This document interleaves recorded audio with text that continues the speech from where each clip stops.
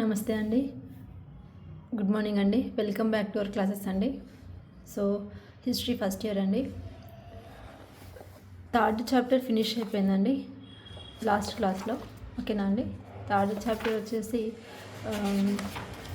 జైన మతం గురించి, బౌద్ధ మతం గురించి, అలాగే తర్వాత నూతన మతాల ఆవిర్భావం ఏ విధంగా జరిగింది అనేది అంతా కూడా ఉన్నాను అందులో. ప్రాచీన భారతదేశం మత సంస్కృతులు అండి. సో ఫినిష్ అయిపోయిందండి. ఇప్పుడు ఫోర్త్ చాప్టర్ అండి, మౌర్య సామ్రాజ్యం. ఇది లింకప్ టాపిక్ 7th కూడా వస్తుందండి కొంచెం. ఓకేనా అండి. ఓకే అండి, సారీ అండి. సో మౌర్య సామ్రాజ్యం, మహాజనపదాలు, మగధ సామ్రాజ్య ఆవిర్భావం, అలెగ్జాండర్ దండయాత్ర, మౌర్య సామ్రాజ్యం, అశోకుడు, క్రీస్తుపూర్వం 273 నుంచి 232 వరకు, మౌర్యుల పరిపాలన విధానం, ఆర్థిక, సామాజిక, సాంస్కృతిక పరిస్థితులు, మౌర్యుల అనంతర యుగం, సంగమ యుగం. ఓకేనా అండి. ఓకే అండి. సో ఫస్ట్ క్రీస్తు పూర్వం 6వ శతాబ్దం భారతదేశ రాజకీయ, మతపరమైన రంగాలలో మహత్తరమైన గుర్తింపు పొందిన కాలం. ఈ కాలంలోనే రాజకీయ అనిశ్చిత, తాత్విక అలజడులు, సామాజిక అసమానతలు చోటు చేసుకున్నాయి. ఈ కాలంలోనే రాజకీయ ఐక్యత లేమితో చిన్న చిన్న రాజ్యాల మధ్య వరుసగా యుద్ధాలు జరుగుతున్న కాలంలో ఉత్తర భారతదేశంలో క్రీస్తుపూర్వం 4వ శతాబ్దిలో మహాపద్మనందుని కాలంలో క్రీస్తుపూర్వం 4వ శతాబ్దిలో మహాపద్మనందుని కాలంలో మదరంగంతో పాటు రాజకీయ పునరేకీకరణలు జరుగుతూ సార్వభౌమ రాజరిక రాజ్యాలు ఏర్పడుతున్న అద్భుతమైన కాలం ఇది. ఓకేనా అండి. నెక్స్ట్ అండి, అంటే రాజకీయాలు అనేది స్టార్ట్ అవుతున్న తరుణం అనమాట ఈ సమయం అనేది. ఓకేనా అండి. ఇందులో మహాజనపదాలు. ఓకే అండి. ఈ కాలం నాటికి ఉత్తర భారతదేశంలో 16 జనపదాలు ఆవిర్భవించాయి. వాటిలో కొన్ని రాచరిక రాజ్యాలు, మరికొన్ని స్వతంత్ర రిపబ్లిక్లు. వీటినే షోడశ మహాజనపదాలు అంటారు. ఓకేనా అండి. అవి అంగ, కాశీ, కోసల, మగధ, వజ్జి, మల్ల, చేది, వత్స, కురు, పాంచాల, మత్స, సూరసేన, అస్మాక, అవంతి, కాంబోజా, గాంధార. ఓకేనా అండి. ఫస్ట్ ఆ లెటర్ పైన తీసుకోండి. తీసుకుంటే ఇక్కడ అంగ, అస్మాక, అవంతి 3 అండి. తర్వాత కోసల, కాపన్న చూసుకుంటే కోసల, కాశీ, కోసల, కురు, అదేవిధంగా కాంబోజా. ఓకేనా అండి. తర్వాత వత్స చూసుకోండి, వజ్జి, అదేవిధంగా వత్స. తర్వాత మల్ల, మగధ, మత్స. తర్వాత సూరసేన ఒకటండి ఇక్కడ, సూరసేన. నెక్స్ట్ కురు. ఓకే అని చెప్పిన కదండి, ఇది కురు అనేది. సారీ అండి. కాంబోజా, కురు, కాశీ, కోసల. ఓకేనా. మల్ల, మత్స. తర్వాత చేది ఒకటి ఇక్కడ. నెక్స్ట్ మగధ. ఓకేనా అండి. గాంధార్. సో ఒకసారి మీరు ఇట్లా పర్టికులర్గా వేసుకుంటే ఇది ఈజీ అయిపోతుందండి. ఓకేనా అండి. ఒక 2-3 చదివితే వచ్చేస్తుంది. నెక్స్ట్ ఈ 16 జనపదాల్లో వజ్జి, మల్లాలు సమైక్య రిపబ్లిక్లు. వజ్జి, మల్లాలు ఈ 2 కూడా సమైక్య రిపబ్లిక్లు. ఓకేనా అండి. గాంధార, కాంబోజాలు స్వతంత్ర రిపబ్లిక్లు. ఈ 2 ఉమ్మడిగా ఉన్నాయన్నమాట రిపబ్లిక్గా. ఈ 2 ఇక్కడ గాంధార, కాంబోజాలు అనేది స్వతంత్ర రిపబ్లిక్లు రాజ్యాలు. మిగిలిన 12 మహాజనపదాలు బలమైన రాజరిక రాజ్యాలతో ఆవిర్భవించాయి. ఓకే అండి. మ్యాప్ అండి ఇక్కడ. క్రీస్తు శకం 600లో భారతదేశం ఏ విధంగా ఉన్నది. ఓకే అండి. కాంబోజా, గాంధార, కురు, పాంచాల, తర్వాత కోసల, సూరసేన, మత్స, అవంతి, వత్స, చేది, వజ్జి, మల్ల, కాశీ, మగధ, అంగ, అస్మాక. ఓకేనా అండి. నెక్స్ట్ క్రీస్తుపూర్వం 6వ శతాబ్ది నాటి 16 మహాజనపదాలు. మగధ సామ్రాజ్య ఆవిర్భావం. ఈ 16 మహాజనపదాలు గంగా యమున మైదానాన్ని తమ ఆక్రమణలోకి తెచ్చుకోవడానికి తరచూ పరస్పరం యుద్ధాలలో మునిగి ఉండేవి. ఏంటి ఇక్కడ? గంగా యమున మైదానాన్ని తమ ఆక్రమణలోనికి తెచ్చుకోవడానికి తరచూ పరస్పరం యుద్ధాలలో మునిగి ఉండేవి. ఈ యుద్ధాలకు ముఖ్య కారణం రాజకీయ, నైతిక, రాజకీయ, సైనిక, ఆర్థిక ఆధిపత్యం. ఈ ప్రాంతంలో గంగా నది దాని ఉపనదుల ప్రవాహం వల్ల సారవంతమైన డెల్టా ఏర్పాటుతో అధిక పంటలతో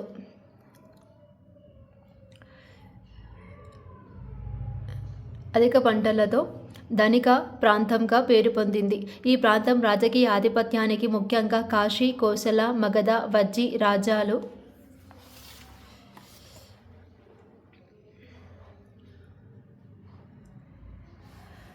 పరస్పరం యుద్ధాలలో మునిగి ఉండేవి. చివరకు మగధ రాజ్యం మిగిలిన వాటిపై ఆధిపత్యం సాధించి భారతదేశ చరిత్రలో మొదటి సామ్రాజ్యంగా ఆవిర్భవించింది.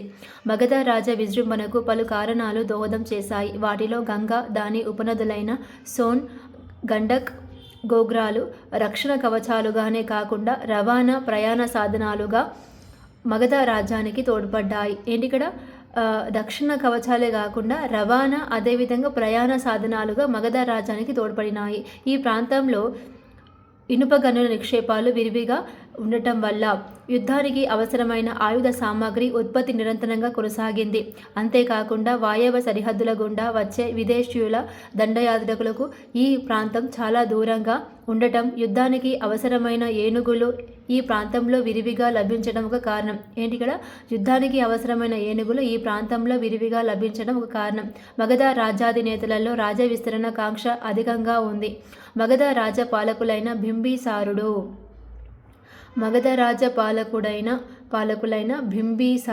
బింబిసారుడు, అజాతశత్రువు, మహాపద్మనందుడు అతి బలవంతులే గాక తమ రాజ్య విస్తరణకు అన్ని రకాల పద్ధతులు అవలంబించారు. మగధ సామ్రాజ్యం చారిత్రక నేపథ్యం గురించి తెలుసుకోవడానికి పురాణాలు, జైన, బౌద్ధ, గ్రీకు రచనలు తోడ్పడుతున్నాయి.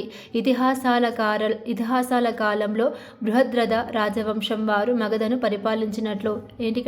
ఇతిహాసాల కాలంలో బృహద్రథ రాజవంశం వారు మగధను పరిపాలించినట్లు. ఆ రాజవంశం రాజులలో జరానందుడు గొప్పవాడని, గిరివ్రజం రాజధానిగా పరిపాలించినట్లు చెప్పడం జరిగింది. ఈ రాజవంశీయులలో చివరివాడైన రిపుంజయుని ఓడించి హర్యాంక రాజవంశం వారు తమ పరిపాలనకు క్రీస్తు పూర్వం ఈ రాజవంశీయులలో చివరివాడైన రిపుంజయుని ఓడించి హర్యాంక రాజవంశం వారు తమ పరిపాలనను క్రీస్తుపూర్వం 554లో స్థాపించారు. నెక్స్ట్ హర్యాంకులు ఎవరి తర్వాత ఇక్కడ మగధ తర్వాత హర్యాంకులు అన్నమాట. హర్యాంకులు క్రీస్తుపూర్వం 544 నుంచి 413 వరకు మగధ రాజ్య విజృంభణకు పునాది వేసిన వారు హర్యాంక రాజవంశం వారు. ఈ వంశస్థాపకులు బింబిసారులు. బింబిసారులు క్రీస్తుపూర్వం 444 నుంచి 493 మధ్య మగధను పరిపాలించారు. ఎవరిక్కడ హర్యాంక వంశస్థులు. హర్యాంక రాజవంశాలు మగధను పరిపాలించారన్నమాట. ఇక్కడ ఇతను గౌతమ బుద్ధుని సమకాలికుడు, గొప్ప రాజనీతిజ్ఞుడు.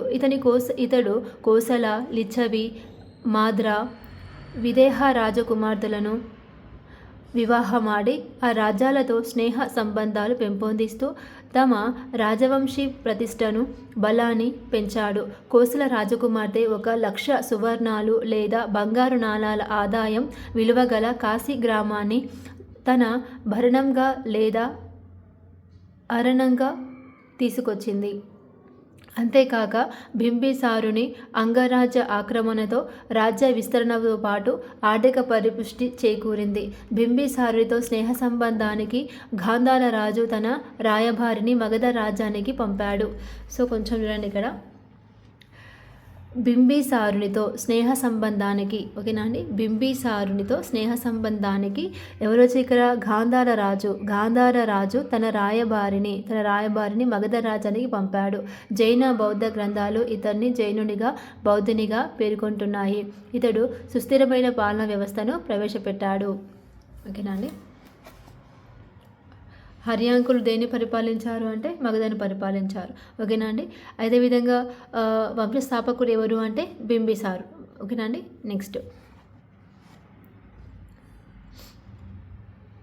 మగధ స్థాపకుడు ఎవరు ఇక్కడ బింబిసారుడు. అదేవిధంగా ఆయన ఒక ఏ కాలము అంటే క్రీస్తుపూర్వం 544 నుంచి 493 మధ్య కాలం. ఓకే, ఆయన మగధను పరిపాలించాడు. ఓకేనా అండి. అదేవిధంగా ఇతను రాజ్యం అనేది విస్తీర్ణపరిచాడు. అంతేకాకుండా ఇతనిని ఏమని చేశారు, ఈయన ఎవరు అంటే ఎవరికి సమకాలికుడు అంటే గౌతమ బుద్ధునికి సమకాలికుడు. ఓకేనా అండి. నెక్స్ట్ అజాత శత్రువు క్రీస్తుపూర్వం 493 నుంచి 462. ఇతడు బింబిసారుని కుమారుడు. ఓకేనా అండి. బింబిసారుడు. ఓకేనా, పైన చూసినా కదా బింబిసారుడు వంశస్థాపకుడు ఎవరు బింబిసారుడు. అతని కొడుకెవరు అజాతశత్రువు. బింబిసారుని కుమారుడు రాజాకాంక్షతో తన తండ్రిని చంపి సింహాసనాన్ని అధిష్ఠించాడని బౌద్ధ గ్రంథాల వల్ల తెలుస్తోంది. ఓకేనా అండి. తన తండ్రిని చంపి సింహాసనాన్ని అధిష్ఠించాడనమాట. ఇతని 32 సంవత్సరాల పరిపాలన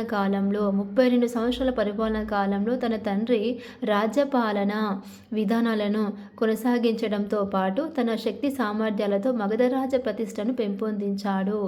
ఇతడు కోసల కాశీ రాజ్యాలను జయించి మగధ సామ్రాజ్యంలో కలిపాడు. ఓకేనా అండి. అజాతశత్రువు ఏ రాజ్యాలను మగధ రాజ్యంలో కలిపాడు అంటే కోసల కాశీ. కోసల కేకే. ఓకేనా. కోసల కాశీ. ఇతడు వజ్జీ సమైక్య గణతంత్ర రాజ్యంపై ఉంది కదా ఇంతకుముందు మనం చూసుకుందాం. వజ్జీ సమైక్య గణతంత్ర రాజ్యంపై 16 సంవత్సరాలు పోరాటం చేసి తన రాజ్యంలో కలుపుకున్నాడు. వజ్జీని కూడా తన రాజ్యంలో కలుపుకున్నాడు. ఈ పోరాటాల కాలంలోనే పాటలి గ్రామంలో జలదుర్గం అనే కోటను నిర్మించాడు. జలదుర్గం కోట నిర్మించింది ఎవరు ఇక్కడ? అజాతశత్రువు. అజాతశత్రువు తర్వాత అతని కుమారుడు ఉదయానుడు. ఇతని కుమారుడు మళ్ళీ. ఓకేనా అండి. అజాతశత్రువు యొక్క కుమారుడు మళ్ళీ ఎవరు ఇక్కడ? ఉదయానుడు. క్రీస్తుపూర్వం 461 నుంచి 444 అనమాట మధ్య రాజ్యపాలన చేశాడు. ఇతని కాలంలోనే మగధ రాజధానిని పాటలీపుత్రానికి మార్చాడు. మగధ యొక్క రాజధానిని పాటలీపుత్రానికి మార్చింది ఎవరు అంటే ఉదయానుడు. ఉదయానుడు ఎవరు అంటే అజాతశత్రువు యొక్క కొడుకు. అజాతశత్రువు ఎవరు అంటే బింబిసారుని యొక్క కొడుకు. సింహాల బౌద్ధ గ్రంథాల ఆధారాల ద్వారా అజాతశత్రువు తరువాత పాలనలోనికి వచ్చిన 4 రాజులు కూడా తన తండ్రులను వధించి పాలనలోనికి వచ్చారని తెలుస్తోంది. ఓకేనా అని ఒకరి తర్వాత ఒకరు వాళ్ళ తండ్రులు చంపుకుంటూ వారి యొక్క సింహాసనాన్ని అధిష్ఠించడం అనేది జరిగిందనమాట.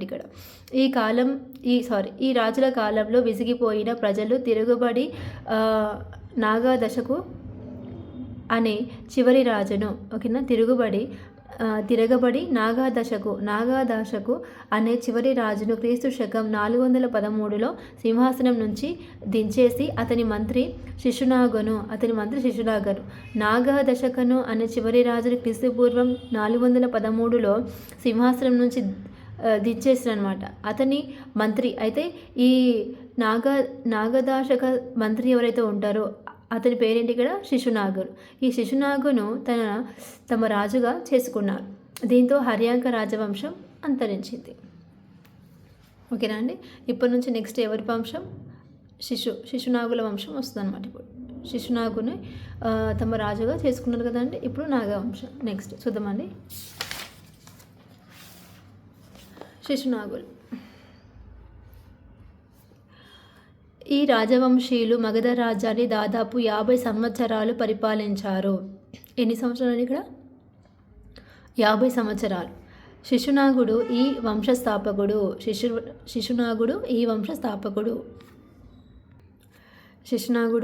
శిశునాగ వంశస్థాపకుడు.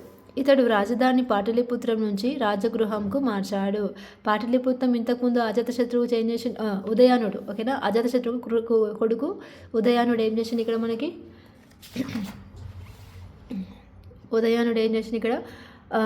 పాటలీపుత్రానికి మార్చాడు కదా మగధ రాజధాని.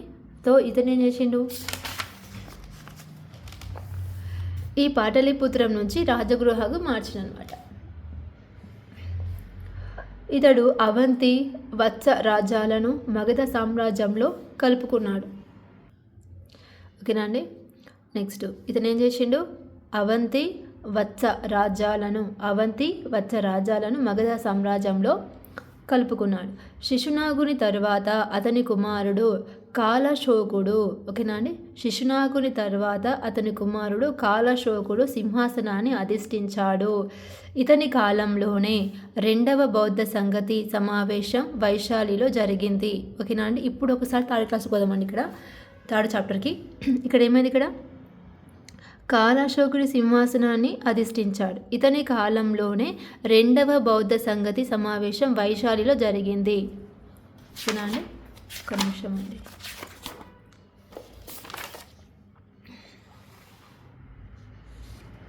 ఇదిగోండి ఇక్కడనే రెండవ సంగతి బౌద్ధ సంగతి 2 వైశాలిలో జరిగిందనమాట. ఓకేనా అండి. నెక్స్ట్ కాలంలో క్రీస్తు పూర్వం 383. సో అతని కాలంలో.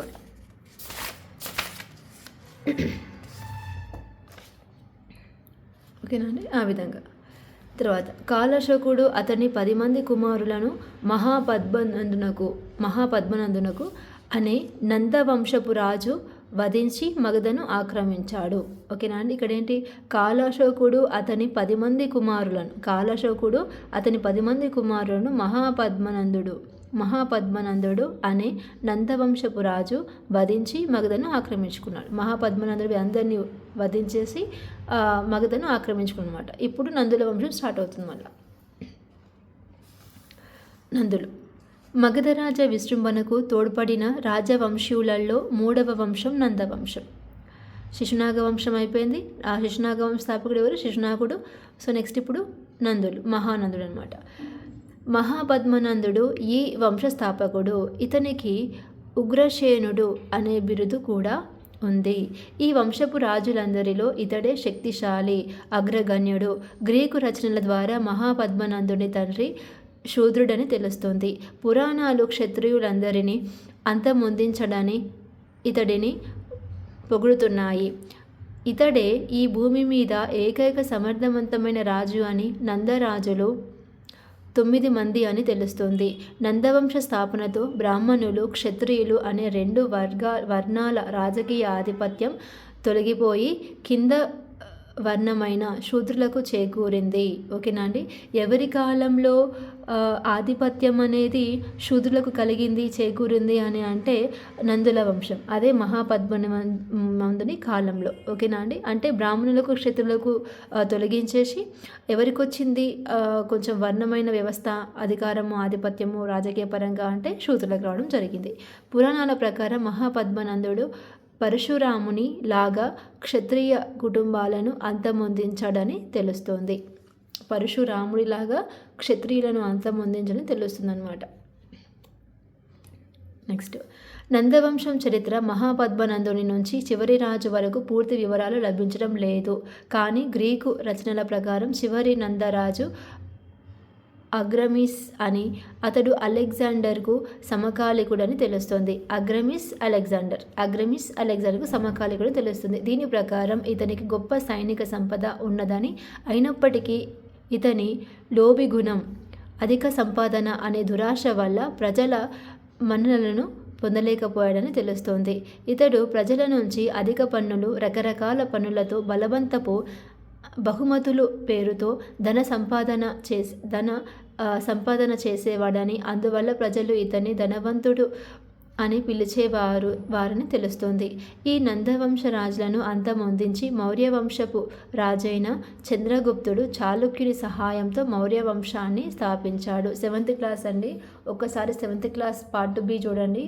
దాదాపుగా మొత్తం వీళ్ళదే ఉంటుంది. ఓకేనా అండి. అంటే గుప్తులు కానీ మౌర్యులు కానీ సో వీళ్ళదే వస్తుందన్నమాట. ఒక్కసారి అది కూడా చూసుకోండి.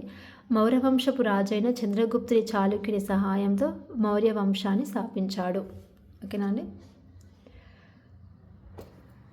ఫస్ట్ ఏది వచ్చిందని మనకి ఇక్కడ ఫస్ట్ మగధ సామ్రాజ్యాన్ని పరిపాలించిన వంశస్థులు హర్యాంక వంశం.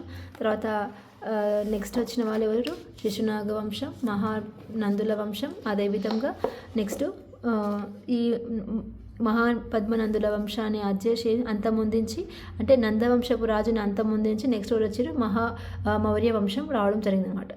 సో కొంచెం ఇట్లా ఎప్పుడు ఫస్ట్ ఏది జరిగింది అనేది కూడా కొంచెం గుర్తుంచుకోవాలండి. ఓకేనా అండి. కొన్నిసార్లు అడగవచ్చు. నెక్స్ట్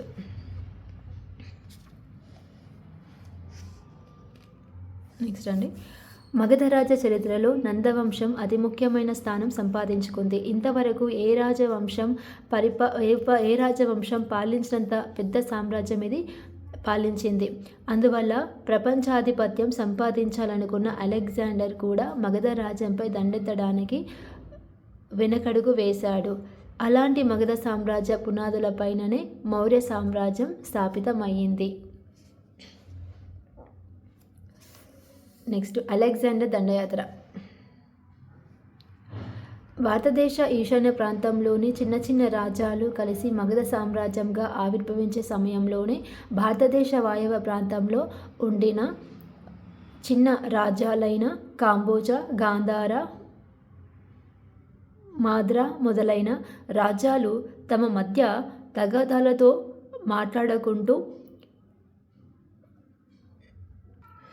మళ్ళీ ఒకసారి చూద్దాం. ఇక్కడ అలెగ్జాండర్ దండయాత్ర. భారతదేశ ఈశాన్య ప్రాంతంలోని చిన్న చిన్న రాజ్యాలు కలిసి మగధ సామ్రాజ్యంగా ఆవిర్భవించే సమయంలోనే భారతదేశ వాయవ్య ప్రాంతంలో ఉండిన చిన్న రాజ్యాలైన కాంబోజా, గాంధార, మాద్రా మొదలైన రాజ్యాలు తమ మధ్య తగాదాలతో పోట్లాడుకుంటూ కొనసాగుతుండేవి. ఈ విధమైన రాజకీయ అనైక్యత ధనవంత ప్రాంతమైన ఈ భూభాగాన్ని ఆక్రమించాలని విదేశీయులు ఉవ్విళ్ళూరుతుండేవారు. ఈ అవకాశాన్ని మొదటగా ఉపయోగించుకుంది పర్షియన్లు. పర్షియన్ చక్రవర్తి డేరియస్ గాంధారను క్రీస్తుపూర్వం 540లో, సింధును క్రీస్తుపూర్వం 516లో ఆక్రమించాడు. పర్షియన్ సామ్రాజ్యంలో ఒక పాలనా యూనిట్గా గ్రీకు సామ్రాజ్య అధినేత అయిన అలెగ్జాండర్ దండయాత్ర వరకు కొనసాగింది. ఈ పర్షియన్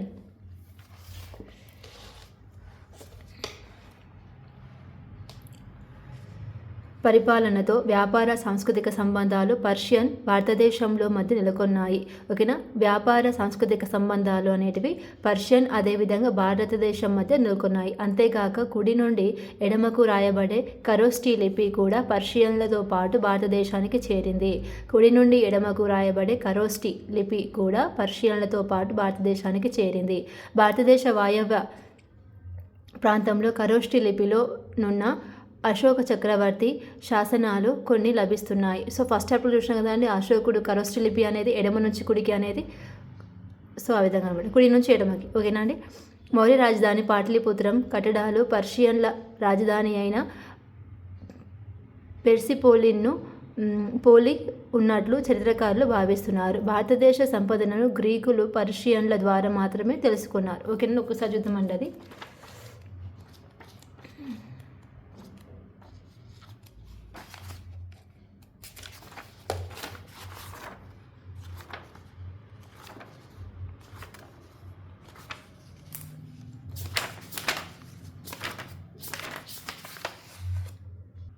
ఇదిగోండి ఖరోష్ఠీ లిపి. అశోకుడు ఉపయోగించిన 4 శాసనాలు బ్రహ్మి, ఎడమ, కుడిమి, ఖరోష్ఠీ, కుడి ఎడమ ఖరోష్ఠీ. ఓకేనా అండి.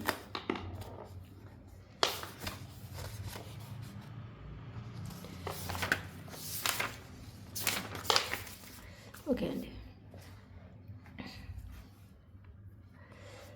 కుడి నుండి ఎడమకు రాయబడే ఖరోష్ఠీ లిపి కూడా పర్షియన్లతో పాటు భారతదేశానికి చేరింది. భారతదేశ వాయవ్య ప్రాంతంలో ఖరోష్ఠీ లిపిలోనున్న అశోక చక్రవర్తి శాసనాలు కొన్ని లభిస్తున్నాయి. మౌర్య రాజధాని పాటలీపుత్రం కట్టడాలు పర్షియన్లు రాజధాని అయిన పెర్సిపోలిస్ను పోలి ఉన్నట్టు చరిత్రకారులు భావిస్తున్నారు. భారతదేశ సంపదను గ్రీకులు పర్షియన్ల ద్వారా మాత్రమే తెలుసుకున్నారు.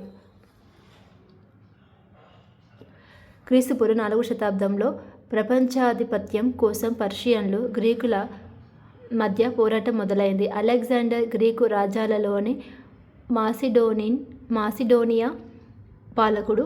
ఓకేనాండి. అలెగ్జాండర్ గ్రీకు రాజ్యాలలో మాసిడోనియా పాలకుడు తమ గ్రీకు సంస్కృతిని ప్రపంచమంతా వ్యాప్తి చేయాలని, ప్రపంచ విజేత కావాలని తన దండయాత్రను ప్రారంభించాడు. ఇదే సమయంలో పర్షియన్ల సామ్రాజ్యం క్షీణదశ ప్రారంభమైంది. ఈ సదవకాశాన్ని సరిగ్గా ఉపయోగించుకున్నాడు అలెగ్జాండర్. ఇతడు ఈజిప్టు సిరియా ప్రాంతాలను జయించిన తర్వాత పర్షియా రాజ్యంపై దండెత్తి పర్షియన్ చక్రవర్తి అయిన 3వ డెరియస్ను అరబేల యుద్ధంలో ఓడించి వాటిని తన రాజ్యంలో కలుపుకొన్నాడు. ఆ తర్వాత క్రీస్తుపూర్వం 327వ సంవత్సరంలో అప్పటి వరకు పర్షియన్ సామ్రాజ్యంలో భాగంగా ఉంటున్న భారతదేశం వాయవ్య ప్రాంతాల ఆక్రమణకు అలెగ్జాండర్ తన సైన్యంతో బయలుదేరాడు. దండయాత్ర క్రమం. భారతదేశ వాయవ్య ప్రాంతంలో నెలకొన్న అప్పటి పరిస్థితులు అలెగ్జాండర్ దండయాత్రకు అనుకూలంగా మారాయి. ఈ ప్రాంతంలో నెలకొన్న చిన్న చిన్న రాజ్యాలు తమ మధ్య పోరాటాలతో సరిహద్దు రక్షణకు ఎలాంటి చర్యలు తీసుకోలేదు. ఈ ప్రాంతంలో అప్పట్లో కొన్ని రాచరిక రాజ్యాలు, మరికొన్ని ఆటవిక గణతంత్ర రాజ్యాలు నెలకొని ఉన్నాయి. వాటిలో తక్షశిల రాజు అంబిదాని సరిహద్దుల్లో ఉన్న రాజ్యాధిపతి పోరస్ మధ్య పరస్పర శత్రుత్వం నెలకొని ఉంది. అందువల్ల అంబిరాజు తన రాయబారిని విలువైన వస్తువులతో బోఖరాలోనున్న అలెగ్జాండర్ దగ్గరకు పంపిస్తూ అతన్ని భారతదేశంపై దండయాత్ర చేయాలని ఆహ్వానించాడు.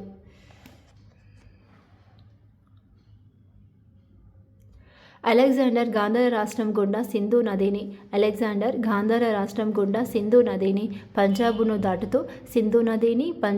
దాటుతూ బియాస్ నది వరకు చేరుకున్నాడు. తక్షశిల రాజు అంబి అలెగ్జాండర్కు లొంగిపోయాడు. అభిసార రాజు కూడా అతనికి సహకరించాడు. కానీ పురుషోత్తముడు పౌరవ రాజ్యాధిపతి తన స్వతంత్రాన్ని రక్షించుకోవడానికి అలెగ్జాండర్తో యుద్ధానికి తలపడ్డాడు. ఈ యుద్ధం క్రీస్తుపూర్వం 326లో జీలం నది ఒడ్డున ఇరువురి మధ్య జరిగింది. దీనిలో పురుషోత్తముడు ఓడినప్పటికీ అతని ధైర్య సాహసాలు, శక్తి సామర్థ్యాలకు ముగ్ధుడైన అలెగ్జాండర్ అతని రాజ్యాన్ని తిరిగి అతనికి ఇచ్చి వేశాడు. ఆ తర్వాత అతని సైన్యం సహకరించకపోవడంచే వెనుకకు మరలాడు.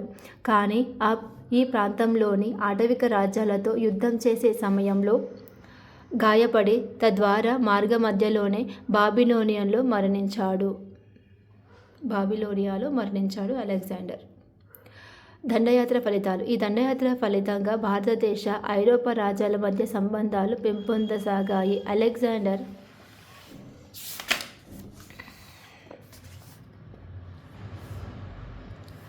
వెళ్ళిపోయిన తర్వాత ఈ ప్రాంత ప్రజలలో గ్రీకు వ్యతిరేక భావం నెలకొంది. ఈ ప్రాంత విభజనలో గ్రీకు గవర్నర్ల మధ్య తగాదాలు మొదలైనాయి.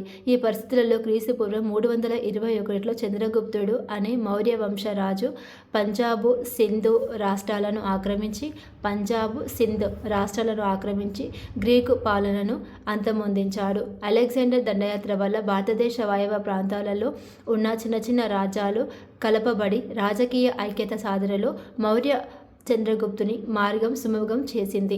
గ్రీకు దండయాత్రల వల్ల భారతదేశానికి గ్రీసు దేశానికి మధ్య రాకపోక సౌకర్యాలు పెంపొందించాయి.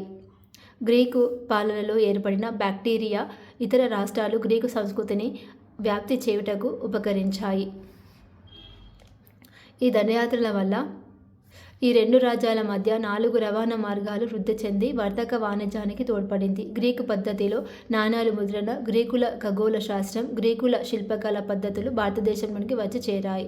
ఇక్కడ గ్రీకు పద్ధతిలో నాణాల ముద్రణ, గ్రీకుల ఖగోళ శాస్త్రం, గ్రీకుల శిల్పకళ పద్ధతులు భారతదేశంలోకి వచ్చి చేరాయి. ప్రత్యేకంగా గ్రీకుల రచనలు ఆ కాలం నాటి భారతదేశ చరిత్ర రచనకు ఉపకరిస్తుంది. అలెగ్జాండర్ దండయాత్ర వల్ల భారతదేశ చరిత్ర కాలమాన పట్టికను స్థిరీకరించడానికి ఉపకరిస్తుంది. గ్రీకులు కూడా భారతీయుల నుంచి విజ్ఞాన శాస్త్రం, కళలు, తత్వశాస్త్రం, గణితం, వైద్య శాస్త్రాల గొప్పతనాన్ని తెలుసుకున్నారు. ఓకేనా అండి? భారతీయుల నుంచి ఏం నేర్చుకున్నారు? ఇక్కడ విజ్ఞాన శాస్త్రం, కళలు, తత్వశాస్త్రం, గణితం, వైద్య శాస్త్రాల గొప్పతనాన్ని గురించి తెలుసుకున్నారు గ్రీకులు.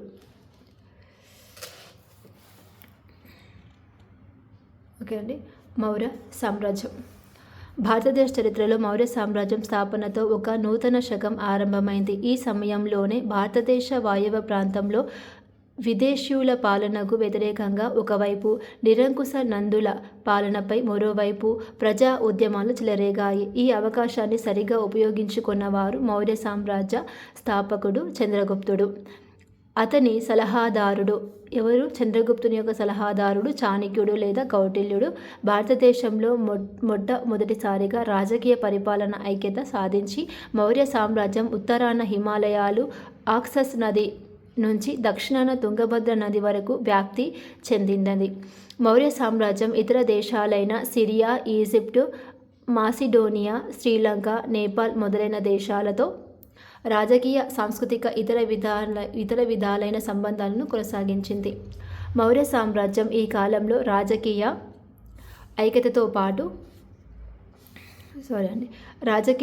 ఐక్యతతో పాటు సామాజిక సామరస్యత, ఆర్థికాభివృద్ధి, మతపరమైన స్వేచ్ఛ, శాంతి, రక్షణలు కల్పించబడి కళలు, కట్టడాలు, సాహిత్యం, విజ్ఞాన శాస్త్రాలు మొదలైన రంగాలతో అభివృద్ధి సాధించింది. నెక్స్ట్ ఆధారాలు. మౌర్య సామ్రాజ్య చరిత్రను తెలుసుకోవడానికి విస్తారమైన ఆధారాలు లభిస్తున్నాయి. సమకాలీన రచనలతో పాటు ఆ తర్వాత రాయబడిన లిఖిత గ్రంథాలు ఎన్నో లభిస్తున్నాయి. అందువల్ల విఏ స్మిత్ మౌర్యవంశ స్థాపనతో దేశం అంధకారం నుంచి వెలుగు యుగంలోకి ప్రవేశిస్తుందని అభిప్రాయపడ్డాడు. ఎవరిక్కడ? విఏ స్మిత్ మౌర్యవంశ స్థాపనతో దేశం అంధకారం నుంచి వెలుగు యుగంలోకి ప్రవేశించిందని అభిప్రాయపడ్డాడు. మౌర్య సామ్రాజ్య చరిత్ర రచనకు ఉపకరించే ముఖ్య ఆధారాలు ఏంటి అంటే అశోకుని రాతి స్తంభ పిల్లర్ శాసనాలు, కౌటిల్యుడి అర్థశాస్త్రం, గ్రీకు రచయితల రచనలు, మగస్థనిస్ ఇండికా, విశాఖదత్తుని ముద్ర రాక్షసం, కల్హనుడి రాజతరంగిణి, సోమదేవుని కథాసారిస్తాగరం, ఇవి కాక పురాణాలు, బౌద్ధమత రచనలు మౌర్యుల చరిత్ర రచనకు ఉపకరిస్తాయి. అంతేగాక ఆ కాలం నాటి నాణాలు, మట్టి పాత్రలు, శిల్పాలు, నాగార్జునకున్న శాసనాలు, రుద్రధాముని జునాగఢ్ శాసనాలు మొదలైనవి ఉపకరిస్తాయి. చంద్రగుప్త మౌర్యులు క్రీస్తు పూర్వం 324 నుంచి 300 వరకు. చంద్రగుప్తుడు గుర్తుపెట్టుకోండి, క్రీస్తు పూర్వం మ్యాచ్ ద ఫాలోయింగ్స్ వచ్చే అవకాశం ఉంటుంది కదా అండి. మ్యాచ్ చేయడం, కొంతమంది రాజుల పేర్లు ఇచ్చి వాళ్ళ యొక్క పరిపాలన కాలం ఇచ్చి మ్యాచింగ్ చేయడం అనేది. క్రీస్తు పూర్వం 324 నుంచి 300 వరకు. ఇక్కడ చంద్రగుప్తుడు మౌర్యవంశ స్థాపకులు. ఇతని పుట్టుక, వంశం గురించి విభిన్న కథనాలున్నాయి.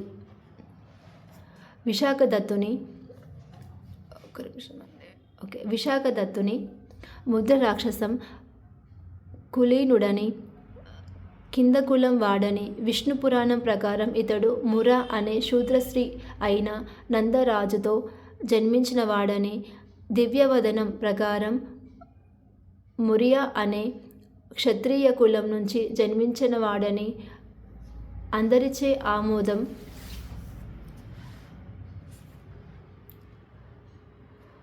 పొందిన పరినిర్భాణ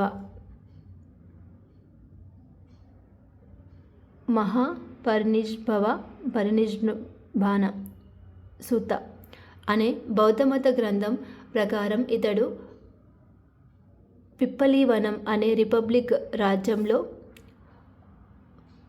మెరియా అనే క్షత్రియ తెగకు చెందినవాడని, ఈ పిప్పలీవనం అనేది రుమునెందేహి, గోరఖ్పూర్ మధ్యలో నేపాలీ తరాయికి దగ్గరలో ఉండేదని తెలుస్తుంది. క్రీస్తు పూర్వం 326 సంవత్సరంలో చంద్రగుప్త మౌర్యులు చాణక్యుని సలహాతో నిరంకుశ నందుల పరిపాలనను అంతమొందించాలని తిరుగుబాటు చేశాడు. దీనిలో భాగంగానే అలెగ్జాండర్ను కలిసి ధననందుని పాలనను అంతమొందించుటకు అతని సహాయం కోరాడు. కానీ అలెగ్జాండర్ దానిని తిరస్కరిస్తూ చంద్రగుప్తుని బంధించమని ఆదేశించాడు. కానీ చంద్రగుప్తుడు తప్పించుకొని చాణక్యుని సహాయంతో భారతదేశ వాయవ్య ప్రాంతాన్ని గ్రీకుల పాలన నుండి, మగధ రాజ్యాన్ని నందుల పాలన నుంచి విముక్తి చేయాలని నిర్ణయించుకున్నాడు. దానికి సరిపడా సైనిక బలం, ఆర్థిక బలం అతనికి అవసరమైంది. ఇతడు సైన్యాన్ని గంగా, సింధు ప్రాంతాల నుంచి సమకూర్చుకున్నాడు. గ్రీకుల నిరంకుశ పాలనతో విసిగిపోయిన భారతీయ రాజులు చంద్రగుప్తునికి సహాయంగా నిలబడ్డారు. ఇదే సమయంలో భారతదేశం నుంచి వెనుదిరిగిన అలెగ్జాండర్ బాబిలోనియాలో అంటే మార్గమధ్యలో మరణించడంతో అతని గ్రీకు సామ్రాజ్యం ముక్కలైంది. ఈ అవకాశాన్ని సరిగ్గా ఉపయోగించుకున్న చంద్రగుప్తుడు హిమాలయ రాజ్యం రాజైన పర్వతరాజు పౌరవరాజ రాజైన పురుషోత్తముని సహాయంతో భారతదేశ వాయవ్య ప్రాంతాన్ని ఆక్రమించాడు. ఆ తర్వాత అతడు సింధు అవంతి రాజ్యాలను ఆక్రమించాడు.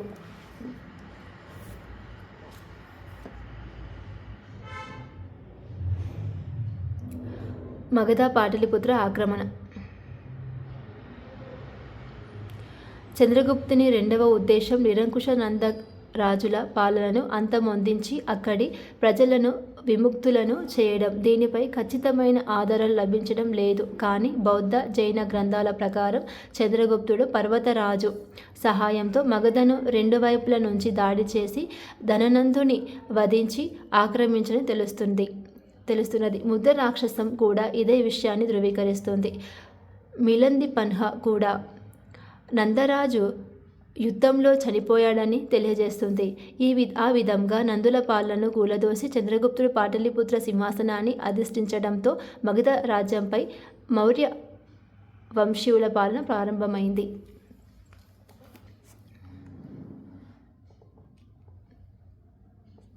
అలెగ్జాండర్ చనిపోయిన తర్వాత అతని సైన్యాధిపతులు క్రీస్తుపూర్వం 321లో సమావేశమై దండయాత్రలతో సంపాదించిన ప్రాంతాలను తమ మధ్య పంచుకున్నారు. ఆ విధంగా సెల్యూకస్ నికేటర్ పశ్చిమ ఆసియా ప్రాంత రాజైనాడు. ఓకేనా అండి, పశ్చిమ ఆసియా ప్రాంత రాజైనారు. ఓకేనా, సెల్యూకస్ నికేటర్. కానీ ఈ సమయానికే సింధు పంజాబ్ ప్రాంతాలు చంద్రగుప్తుని ఆధీనంలోకి వచ్చి చేరాయి. సెల్యూకస్ పై ప్రాంతాలను చంద్రగుప్తుని నుంచి తిరిగి తీసుకోవాలని అనుకున్నాడు. కానీ అతని సలహాదారులు స్నేహితుల కోరిక మేరకు సెల్యూకస్ చంద్రగుప్తునితో యుద్ధానికి దిగకుండా శాంతి సంధి చేసుకున్నాడు. ఈ సంధిలో భాగంగానే సెల్యూకస్ కాబూల్, కాందహార్, హీరట్, బెలూచిస్తాన్ ప్రాంతాలను చంద్రగుప్తునికి ఇచ్చాడు. వీటికి బదులుగా 500 యుద్ధ ఏనుగులను పొందాడు.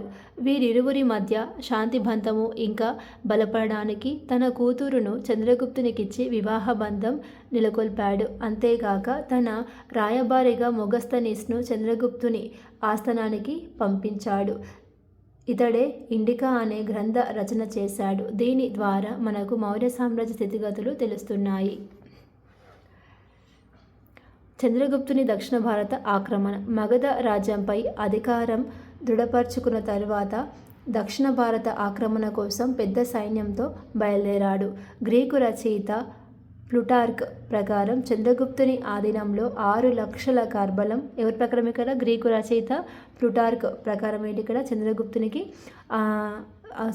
ఆధీనంలో ఏమున్నాయి ఇక్కడ? 6 లక్షల కార్బలం, 30,000 గుర్రపు దళం, 9,000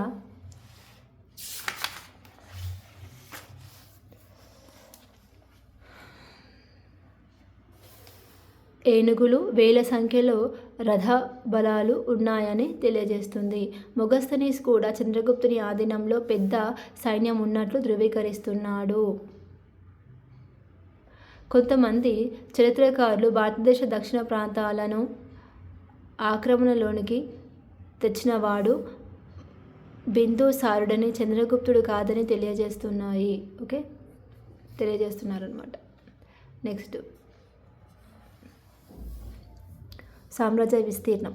చంద్రగుప్తుని సామ్రాజ్యం విస్తీర్ణం పశ్చిమాన ఆక్సస్ నది నుంచి తూర్పున బెంగాల్ వరకు, ఉత్తరాన కాశ్మీర్ హిమాలయాల్లో తప్ప, అంటే వాటి కింద నుంచి దక్షిణాన కర్ణాటక వరకు, కళింగ, తమిళనాడులు తప్ప మిగతా ప్రాంతాలైన భారత భాగాలతో పాటు కాబూల్, కాందహారు, బెలూచిస్తాన్, హీరట్లు కూడా ఉన్నాయి. అందువల్ల ఆచార్య భార్గవుడు చంద్రగుప్తుడు మొట్టమొదటి భారతదేశ చారిత్రక సామ్రాజ్య నిర్మాత అని, అతి గొప్ప బలవంతుడైన రాజు అని వ్యాఖ్యానించాడు. ఇతడు గొప్ప సామ్రాజ్య నిర్మాతేగాక రాజనీతిజ్ఞుడు, గొప్ప పరిపాలనాదక్షుడు.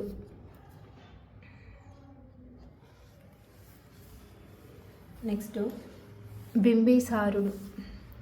ఈయన బిందుసారుడు. ఇంతకుముందు మగధ చెప్పుకునేటప్పుడు బీబీ వస్తాడు, ఇక్కడ బిందు వస్తాడు అనమాట.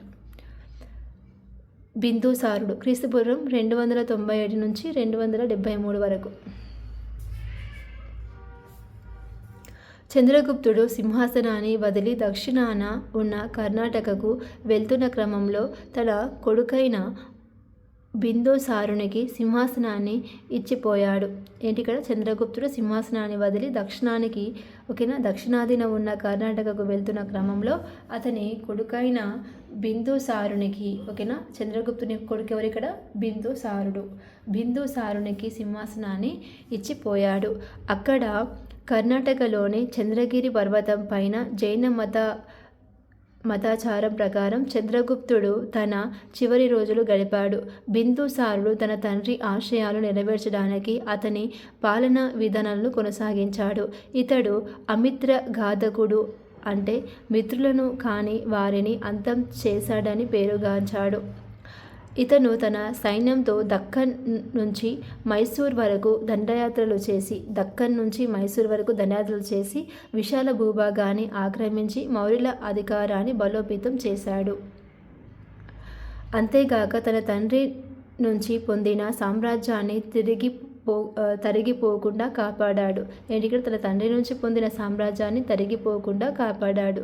బిందుసారుడు తన దౌత్య రాయబారాలను సిరియా, ఈజిప్టుకు పంపాడు.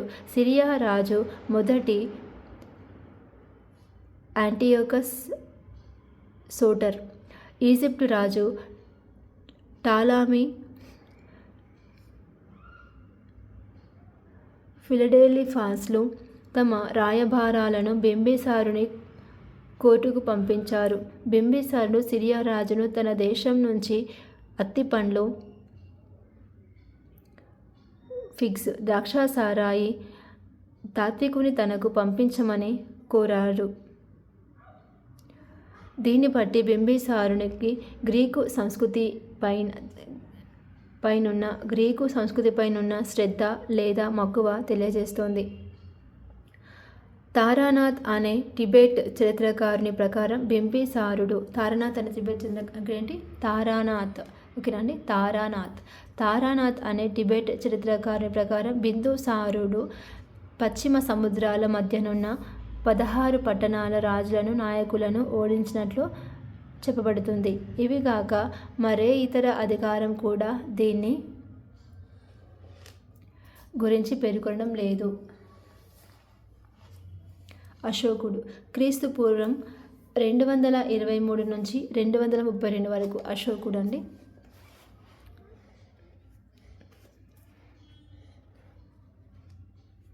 నెక్స్ట్ అశోకుడు బిందుసారుని పుత్ర సంతానంలో ఒకరు. ఓకేనండి, అంటే బిందుసారుని కొడుకు అశోకుడు. బిందుసారుడు ఎవరి కొడుకు? చంద్రగుప్త మౌర్యుని కొడుకు. ఓకేనా అండి. బిందుసారుడు క్రీస్తు పూర్వం 273 మరణించాడు. కానీ అశోకుడు సింహాసనాన్ని క్రీస్తు పూర్వం 269లో అధిష్ఠించాడు. 73లో ఆయన మరణిస్తే అశోకుడు ఎప్పుడు సింహాసనాన్ని అధిష్ఠించాడు అంటే ఆయన చనిపోక ముందే, అంటే 269లో అధిష్ఠించాడు. ఈ మధ్యకాలమైన 4 సంవత్సరాలు అశోకుడు అతని సోదరుల మధ్య సింహాసనాన్ని అధిష్ఠించేందుకు పోరాటం జరిగినట్లు తెలుస్తోంది. శ్రీలంక చారిత్రక గ్రంథాల ప్రకారం అశోకుడు అతని 99 మంది అన్నదమ్ములను చంపి సింహాసనాన్ని అధిష్ఠించాడని, క్రూరమైన స్వభావం కలవాడని తెలియబరుస్తున్నారు. కానీ అశోకుని ఒకానొక రాతి శాసనంలో ఇతడు తన అన్నదమ్ముల బంధుమిత్రుల మేలు కోసం పాటుపడ్డాడని తెలియపరుస్తుంది. దీన్ని బట్టి అశోకుడు బౌద్ధమతం కంటే ముందు చాలా క్రూరుడని, 4 సంవత్సరాల వ్యవధిలో వారసత్వ యుద్ధం జరిగిందని, అందువల్ల అతని సింహాసనం అధిష్ఠించే ఉత్సవం 4 సంవత్సరాల తర్వాత జరిగిందని క్లుప్తంగా తెలుస్తుంది.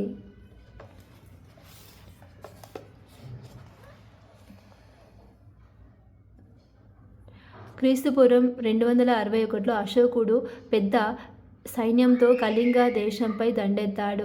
దాని అధికారాన్ని అణిచివేయాలనుకున్నాడు. దాంతో ఈ రాజ్యాల మధ్య యుద్ధం జరిగింది. ప్రాణ నష్టం తీవ్రమైన రీతిలో జరిగింది. చివరకు అశోకుడు కళింగను ఆక్రమించాడు. ఇప్పుడు ఇక్కడ క్రీస్తుపూర్వం 261లో అశోకుడు పెద్ద సైన్యంతో కళింగ దేశంపై దండెత్తాడు. కళింగ దాని అధికారాన్ని అణచివేయాలనుకున్నాడు. దాంతో ఈ రాజ్యాల మధ్య యుద్ధం జరిగింది. ప్రాణ నష్టం తీవ్రమైన రీతిలో జరిగింది. చివరకు అశోకుడు కళింగను ఆక్రమించాడు. ఈ యుద్ధం గురించి ఒడిస్సాలో అతని 13వ రాతి శాసనంలో వివరంగా వివరించి ఉంది. ఈ సంఘటనతో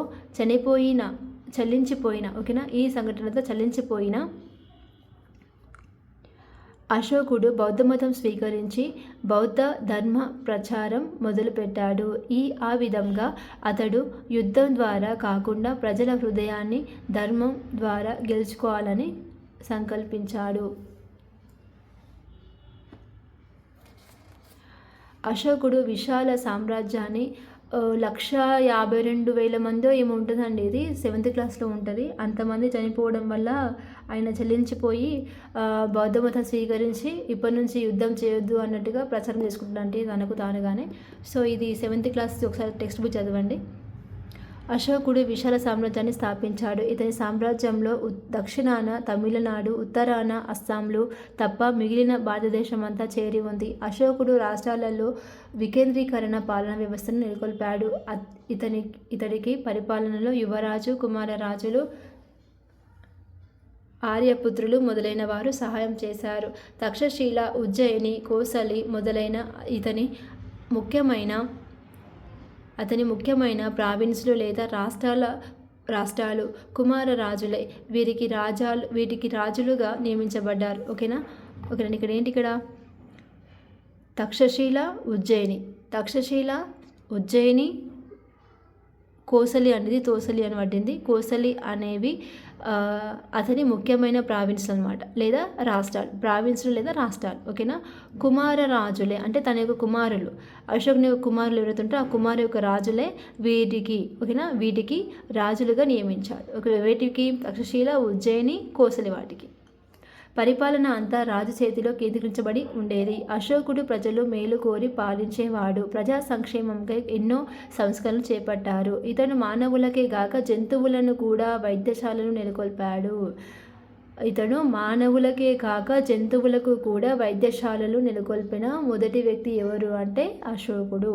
ఇతడు ప్రయాణికులకై విశాలమైన రోడ్లను వేయించడమే గాక వాటికి ఇరువైపులా నీడ కోసం చెట్లను, విశ్రాంతి కోసం ధర్మసత్రాలను, దారి పొడవునా నీటి వస్తువులు బావులను ఏర్పాటు చేయించాడు. ఓకేనా అండి. అశోకుడు రోడ్డుకు ఇరువైపులా చెట్లను నాటించను. ఓకేనా అండి. సో ఆ విధంగా అశోకుడు బౌద్ధమత వ్యాప్తికి అశోకుడు ఎనలేని సేవ చేశాడు. ఇతడు బౌద్ధ ధర్మ ప్రచారం కోసం కమిటీలు ఏర్పాటు చేసి వాటి ద్వారా భారతదేశంలో బయట దేశాల్లో ఈ ధర్మ సూత్రాలను ప్రచారం చేశాడు. అంతేకాక ఈ ధర్మ సూత్రాలను శిలాఫలకాలపై, రాతి స్తంభాలపై చెక్కించి జనం రద్దీగా ఉండే కూడలిలో, యాత్రా స్థలాల్లో వేయించాడు. అహింస సిద్ధాంతం ప్రకారం జంతు బలులను, మాంసాహార భోజనాలు నిషేధిస్తూ వీటిని మొదటి రాజభవనాల్లో అమలయ్యేటట్లు చూశాడు. హింసతో కూడిన క్రియలను కూడా నిషేధించాడు. ఇతని ఆధ్వర్యంలో పాటలీపుత్రంలో 3వ బౌద్ధ సంతతి సమావేశం జరిగింది. 3వ బౌద్ధ సంతతి ఇంతకుముందు చెప్పిన కదా అండి. ఓకేనా. వైశాల్యంలో జరిగింది 2వది, ఇదేమో 3వ సంతతి. ఓకేనా అండి. పాటలీపుత్రం జరిగింది 3వ సంతతి. బౌద్ధ సంతతి జరిగింది 3వది. దీనిలో ఏర్పడిన చీలికలు నివారించుటకై జరిపించాడు.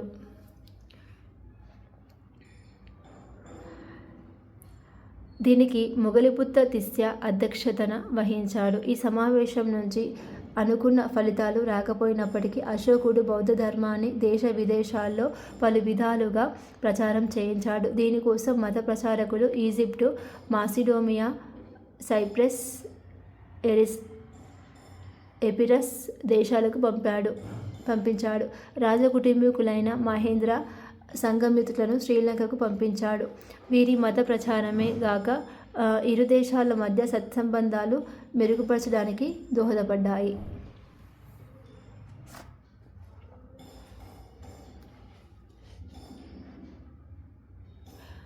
అశోకుడి కంటే ముందు భారతదేశానికే పరిమితమైన బౌద్ధమతం అతని ప్రయత్నాల వల్ల ఇది ఇతర దేశాల్లో ఎగబ్రాకి అంతర్జాతీయ మతంగా గుర్తింపు పొందింది. ఇంతకుముందు మనం జైన మతమే వెళ్ళిపోయింది, భారతదేశంలో బౌద్ధ మతం ఉండిపోయి అంటే అంతరించిపోయింది అనుకున్నాం కదా అండి. ఇప్పుడు ఏమైంది, ఇక్కడ భారతదేశానికి పరిమితమైన బౌద్ధ మతం ఇతని ప్రయత్నాల వల్ల ఇది ఇతర దేశాల్లో ఎగబ్రాకి అంతర్జాతీయ మతంగా గుర్తింపు పొందిందన్నమాట. అశోకుడు ధర్మమహామాత్యులని ప్రత్యేక అధికారులను ధర్మ సూత్రాల ప్రచారానికై నియమించాడు. అంతేకాక ప్రాదేశిక రజ్జుగా యుక్తాలనే ఉద్యోగులతో కూడా 3 లేదా 5 సంవత్సరాలకు ఒకసారి తమ పర్యటనల ద్వారా తమ సామ్రాజ్యంలోని చిన్న చిన్న ప్రాంతాల్లో కూడా ధర్మసూత్రాల ప్రచారం జరగాలని ఆజ్ఞాపించాడు. బౌద్ధమత ధర్మం అశోకుని ధర్మసూత్రాలు 2 ఒకటి కావు. ఇతని ధర్మసూత్రాలు ప్రజలకు సులభంగా అర్థమయ్యే ప్రాకృత భాషలో రాతి ఫలకలపై స్తంభాలపై శాసనాలుగా చెక్కించబడ్డాయి. అతని ధర్మసూత్రాలు ముఖ్యమైనవి: ఏ ప్రాణికి గాయపరచకూడదు, ఇతరుల నమ్మకాలను ఆలోచనను గౌరవించవలెను, అన్ని ప్రాణుల పట్ల భూత దయ కలిగి ఉండవలెను, బానిసల సేవకుల పట్ల దయతో ఉండవలెను, బ్రాహ్మణులను పండితులను సన్యాసులను గౌరవించవలెను, అవసరమైన వ్యక్తికి ధన సంబంధమైన సహాయం కూడా చేయవలెను, తన మాటలను అదుపులో పెట్టుకోవలెను, తన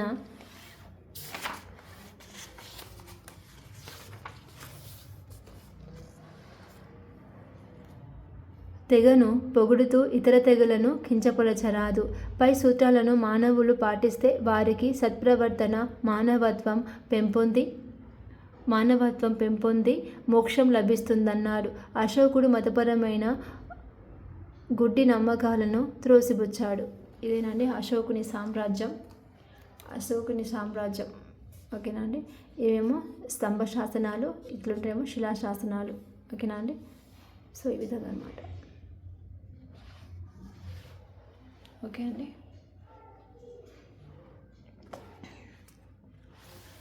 నెక్స్ట్ అశోకుని తర్వాత మౌర్యుడు. క్రీస్తుపూర్వం 232 నుంచి 124. అశోకుని మరణం తర్వాత మౌర్య సామ్రాజ్యం 2 భాగాలుగా అంటే పశ్చిమ తూర్పు భాగాలుగా విడిపోయింది. పశ్చిమ ప్రాంతాన్ని పాలించటానికి కునాలుడు రాజైనాడు. పశ్చిమ ప్రాంతాన్ని పాలించడానికి కునాలుడు రాజయ్యాడు. ఓకేనండి. ఇప్పుడు ఏమో చనిపోయిన తర్వాత మౌర్య సామ్రాజ్యం అనేది 2గా డివైడ్ అయిపోయింది అనమాట. అశోకుడు మరణించిన తర్వాత ఒకటి పశ్చిమ వైపుగా, ఇంకోటి తూర్పు వైపుగా. పశ్చిమ ప్రాంతాన్ని పాలించడానికి కునాలుడు రాజైనాడు. ఇతను అశోకుని కుమారులలో ఒకడు. ఆ తరువాత కొంతకాలానికి సంప్రతి రాజ్యానికి వచ్చాడు. వీరి పాలనకు వ్యతిరేకంగా వాయువ్య ప్రాంతంలో బ్యాక్ట్రియన్ గ్రీకులు, ఉత్తర దక్కన్లో శాతవాహనులు ఇతరులను విజృంభించారు. మౌర్య సామ్రాజ్యం తూర్పు ప్రాంతం పాటలీపుత్రం రాజధానిగా అశోకుని మనవడు దశరథుడు రాజైనాడు. ఆ తర్వాత సంప్రతి పశ్చిమ ప్రాంతం కునాలుడి నుంచి, తూర్పు ప్రాంతం దశరథుడి నుంచి పొంది మొత్తం ప్రాంతానికి రాజయ్యాడు. ఎవరు? సంప్రతి. వీళ్ళిద్దరి నుంచి తీసుకొని ఆయన రాజు అయిపోయింది అన్నమాట ఇక్కడ. ఆ తర్వాత సలిశుక, దేవవర్మన్, శతధనావన్ చివరకు బృహద్రథుడు పాలకులుగా వచ్చారు. చివరికి మౌర్యరాజు అయిన బృహద్రథుడిని వధించి అతని సైన్యాధిపతి అయిన పుష్యమిత్ర శృంగుడు. ఎవరిక్కడ? సైన్యాధిపతి అయిన పుష్యమిత్ర శృంగుడు. సైన్యాధిపతి ఎవరికి ఇక్కడ? పుష్యమిత్ర శృంగుడు అంటే బృహద్రథుడిని. ఓకేనా. క్రీస్తుపూర్వం 184లో రాజైనాడు. ఆ విధంగా శృంగవంశం పాటలీపుత్ర రాజధానిగా పాలనలోనికి వచ్చింది.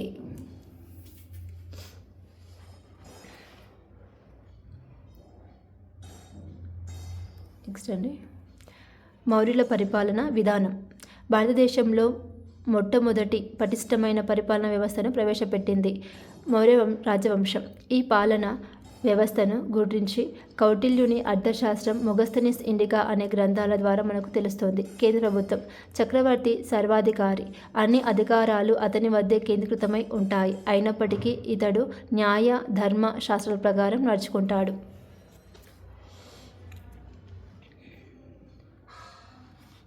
ఇతనికి పరిపాలనలో సలహాలు సహాయపడడానికి మంత్రి పరిషత్ ఉంటుంది. వీటిలో ముఖ్యులు మంత్రి, పురోహితుడు, యువరాజు, సేనాధిపతి. సో కేంద్ర ప్రభుత్వం ఓకేనా అండి. సో అప్పట్లోనే ఉండేవన్నీ కూడా కేంద్ర ప్రభుత్వం అండి. గ్రీకు రచనల ద్వారా, ముఖ్యంగా మొగస్తనిస్ ఇండికా గ్రంథం ద్వారా మౌర్యులకు పెద్ద సైన్యం ఉండేదని తెలుస్తోంది. దీనిలో 6 లక్షల కార్బలం, 30,000 గుర్రపు దళం, 9,000 ఏనుగు దళం, 8,000 రథాల దళం ఉన్నట్టు తెలుస్తోంది.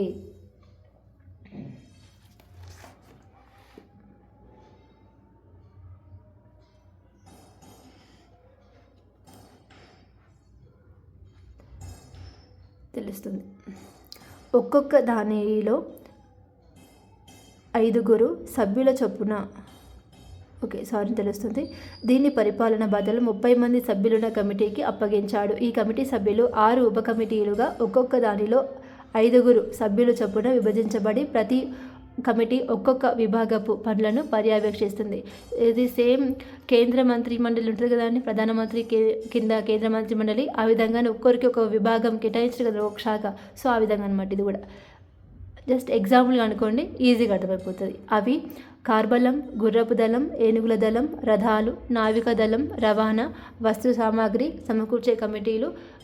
మౌర్యుల కాలంలో గూఢచార్య విభాగం అతి చురుకుగా పనిచేసేది. గూఢాచార్యం అంటే రహస్య విభాగం అన్నమాట. రాష్ట్ర ప్రభుత్వం పరిపాలన సౌలభ్యం కోసం సామ్రాజ్యం జనపదాలుగా విభజించారు. జనపదాలుగా అశోకుడి కాలంలో ఉత్తర భారతదేశంలోని కొన్ని ముఖ్య జనపదాలు నాటి రాజధానులు తక్షశిల, అవంతి, పాటలిపుత్ర, గిరినారులు. దక్షిణ భారతదేశంలో ఉజ్జయిని, కళింగ, సౌరాష్ట్రలున్నాయి. ఈ జనపదాల మీద రాజకుమారులను, ఇతర ముఖ్యులను పాలకులుగా నియమించేవారు. జనపదాలు మరల ప్రదేశాలుగా విభజించి వాటి మీద పురుషులు అనే అధికారులను నియమించారు. క్రింది స్థాయి పరిపాలన విభాగం గ్రామం. దీని పరిపాలనా అధిపతి గ్రామికుడు. ఓకేనా అండి. గ్రామ పంచాయతీ అధిపతి ఎవరిక్కడ? గ్రామ పంచాయతీ సర్పంచ్. ఆ విధంగా ఉంది కదండి. సో ఆ విధంగా అనమాట. గ్రామానికి ప్రథమ పౌరుడు సర్పంచ్. ఓకే, ఇక్కడ క్రింది స్థాయి పరిపాలన విభాగం గ్రామం. దీని పరిపాలనా అధిపతి గ్రామికుడు.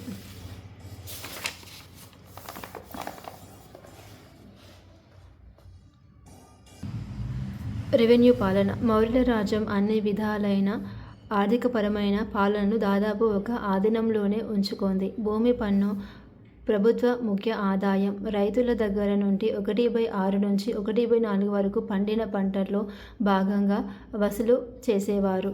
ఇది ధాన్యం లేదా నగదు రూపంలో చెల్లించవచ్చు. ఈ పన్నును గోపా అనే అధికారి ద్వారా వసూలు చేసేవారు. సమహర్త అనేవాడు ఇంకొక ముఖ్యమైన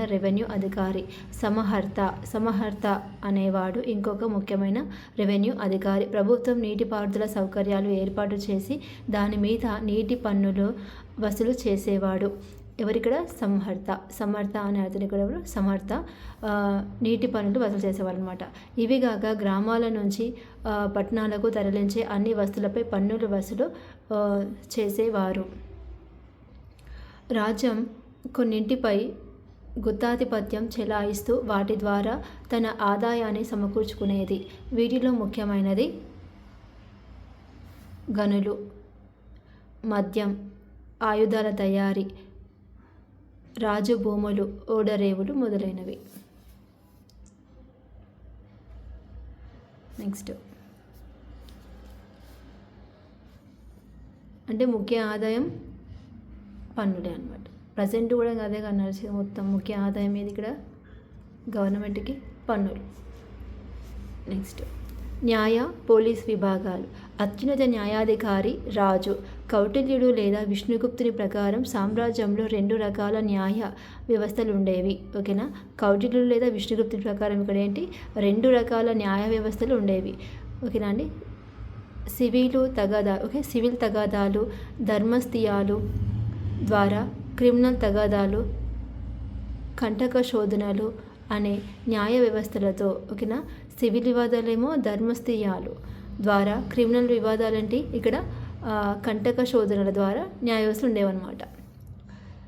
తీర్పుబడేవి. ఓకే, వ్యవస్థలతో తీర్చబడేవి. ఇవి కాక 800 గ్రామాలకు స్థానీయ అనే న్యాయాధికారి, 400 గ్రామాలకు ద్రోణముఖ. ఓకేనా అండి. 800 గ్రామాలకు స్థానీయ అనే న్యాయాధికారి, 400 గ్రామాలకు ద్రోణముఖ, 200 గ్రామాలకు కరవాటిక, 10 గ్రామాలకు సంగ్రహణ అనే న్యాయాధికారులు ఉండేవారు. కింద స్థాయి లేదా గ్రామస్థాయి న్యాయాధికారం గ్రామ పంచాయతీకి ఉండేది. ఇవి కాకుండా కొన్ని ప్రత్యేక న్యాయస్థానాలు పట్టణాల్లో, గ్రామాల్లో ఉండేవి. వీటి మీద అజమాయిషు ప్రాదేశిక మహామాత్యులకు, రజ్జుకాలకు ఉండేది. ప్రాదేశికులు ముఖ్యమైన పోలీస్ అధికారులు. నెక్స్ట్, పట్టణ పరిపాలన. మొగస్తనీస్ ఇండికా ప్రకారం పట్టణ పరిపాలన అతి ముఖ్యమైనదిగా తెలుస్తుంది. పట్టణ పరిపాలన నాగరిక అనే అధికారి అధ్యక్షతన జరిగేది. నాగారిక అనే అధికారి అధ్యక్షతన జరిగేది. రాజధాని పాటలీపుత్రం పరిపాలనకు నాగారిక అనే అధికారిని సహాయపడడానికి 30 మంది సభ్యులు గల కమిటీ ఉండేది. వీరు తిరిగి 6 పంచాయతీలుగా విభజించి ఒక్కొక్క భాగాన్ని ఒక విషయంగా పాలన చేసేవారు. అవి పరిశ్రమలు, విదేశీయుల వసతులు, జనన మరణ లెక్కలు, వ్యాపారం, వాణిజ్యం, తూనికలు, కొలతలు, వస్తువుల అమ్మకాలు, పన్నుల వసూళ్లు. నెక్స్ట్,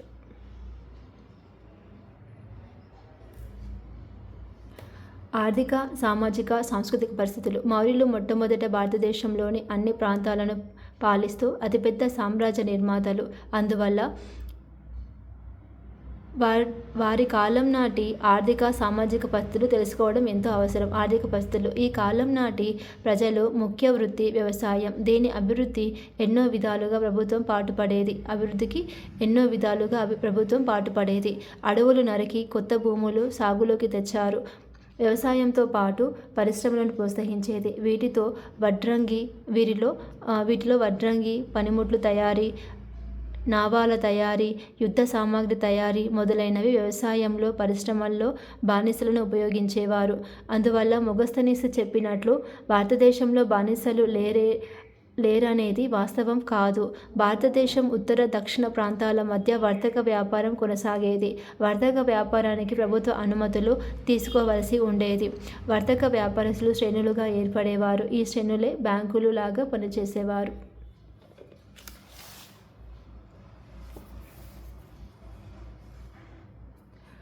సామాజిక పరిస్థితులు. ఈ కాలంలో వర్ణ వ్యవస్థ బాగా పాతుకుపోయింది. అర్థశాస్త్రం ప్రకారం 4 వర్ణాలు బ్రాహ్మణులు, క్షత్రియులు, వైశ్యులు, శూద్రులు ఉండేవారు. వృత్తి మార్పిడులను అర్థశాస్త్రం నిషేధించింది. అయినప్పటికీ మొగస్తనీస్ ఇండికా ప్రకారం అప్పటి కాలంలో సమాజంలో 7 కులాలున్నట్లు గుర్తించింది. అర్థశాస్త్రం ఏం చేసి ఇక్కడ వృత్తి మార్పిడులను నిషేధించింది. అయినప్పటికీ మొగస్తనీస్ ఏం చేసి ఇక్కడ ఇండికా ప్రకారం అప్పటి కాలంలో సమాజంలో 7 కులాలున్నట్లు గుర్తించారు. అవి బ్రాహ్మణులు, వ్యవసాయదారులు, పశుపోషకులు, కుటీర పారిశ్రామికులు, వ్యాపారస్తులు, వేటగాళ్ళు, సైనికులు, ప్రభుత్వ ఉద్యోగులు లేదా సూపర్వైజర్. ఇవే ఆ 7 కులాలన్నమాట. సమాజంలోని బహుభార్యత్వం ఆచారం, అమ్మాయిలను కొనడం, అమ్మడం ఉండేది. స్త్రీలకు స్వతంత్రం తక్కువ ఉండేది. సతీ సహగమన ఆచారం ఉండేది. వేశ్యావృత్తికి ప్రభుత్వ అనుమతులుండేవి. దీనికి వాండ్లు కొత్త పన్ను కూడా ప్రభుత్వానికి చెల్లించేవారు. అర్థశాస్త్రం ప్రకారం స్త్రీలు గూఢచారులుగా కూడా ఉండేవారు. ఏ శాస్త్ర ప్రకారం స్త్రీలు గూఢచారులుగా ఉండేవారు అంటే అర్థశాస్త్రం ప్రకారం. మౌర్యుల కాలంలో జైన, బౌద్ధ మతాలు బాగా ప్రాచుర్యంలో ఉండేవి. చక్రవర్తులు వారిని పోషించారు. అశోకుని కాలంలో బౌద్ధ మతం బాగా ప్రాచుర్యంలోకి వచ్చింది. ఇతని సేవల వల్ల బౌద్ధ దేశం విదేశాలలో కూడా వ్యాప్తి చెందింది, ప్రపంచమతం కాగలిగింది.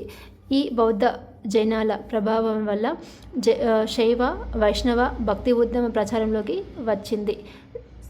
శ్రీకృష్ణుని బోధనలు భాగవత మతంగా ఆవిర్భవించింది.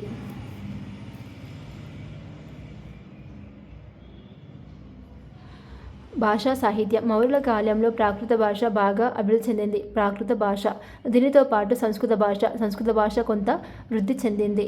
తక్షశిల, ఉజ్జయినిలు ముఖ్య విద్యా కేంద్రాలు. ఇక్కడ తర్కం, వ్యాకరణం, రాజనీతి శాస్త్రాలు బోధించేవారు. ఈ కాలంలో బ్రాహ్మీ లిపి లేదా రాత పద్ధతి ప్రాచుర్యంలోకి వచ్చింది. ఈ కాలంలో బౌద్ధ రచనలు ఎక్కువగా పాలి భాషలో రాయబడ్డావి. బౌద్ధులు జాతక కథలు, నీతి బోధనలు ప్రజల్లో బాగా ప్రాచుర్యంలోకి వచ్చాయి.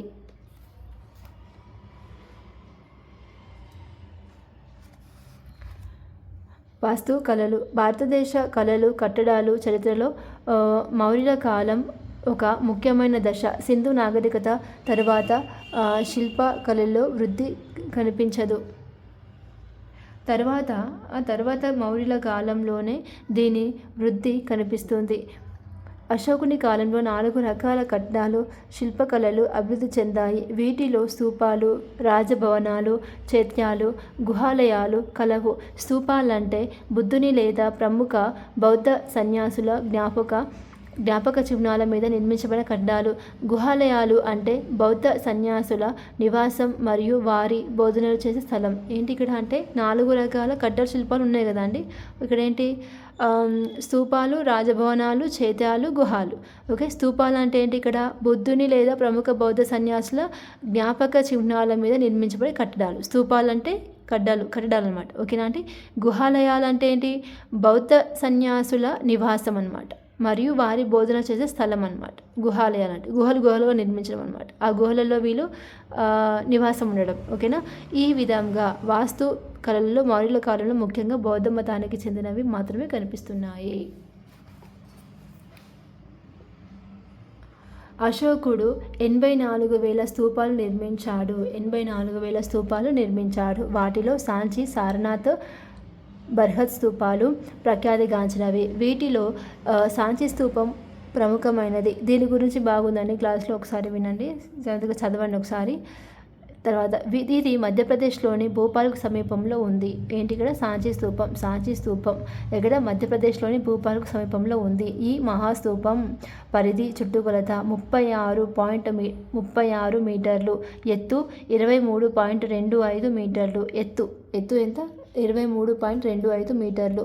దీని చుట్టూ దీర్ఘచతురస్రాకారపు 3.30 మీటర్లు ఎత్తు ఉన్న రాయితో దీర్ఘ చతురస్రాకారంలో నిర్మించిన గోడ ఉంది. ఓకేనండి.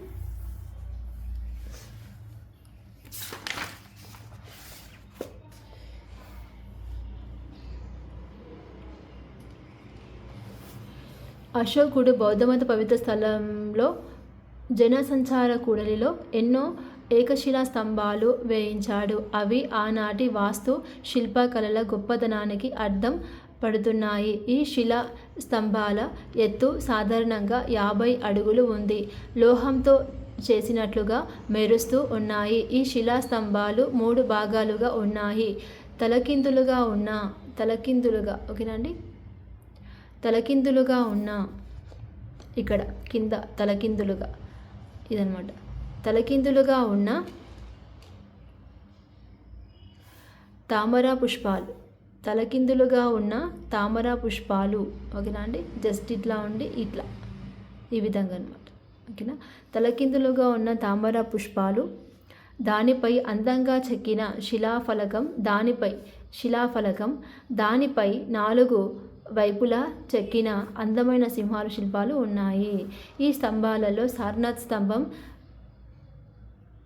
తలమానికం లాంటిది. దీంతో భారతీయ శిల్పకళ గొప్పతనం వెలుగులోకి వచ్చింది. భారత ప్రభుత్వం దీన్ని జాతీయ చిహ్నంగా తీసుకోవడంతో ఇవి మరింత గుర్తింపు పొందాయి. ఓకేనా అండి. నెక్స్ట్, మౌర్య సామ్రాజ్య పతనం. అశోకుడు క్రీస్తుపూర్వం 232లో చనిపోయాడు. అక్కడి నుండి మౌర్య సామ్రాజ్య పతనం ప్రారంభమైంది. దీనికి ఎన్నో కారణాలున్నాయి. ముఖ్య కారణం బలహీన రాజులు అధికారంలోకి రావడం. అశోకుని తర్వాత కునాలుడు, జలూకుడు, దశరథుడు, సంప్రతి బృహద్రథుడు పాలించాడు. వారి అసమర్థ పాలన, అతి తక్కువ కాలం పాలన సామ్రాజ్యం ముక్కలు కావడానికి దారితీసింది.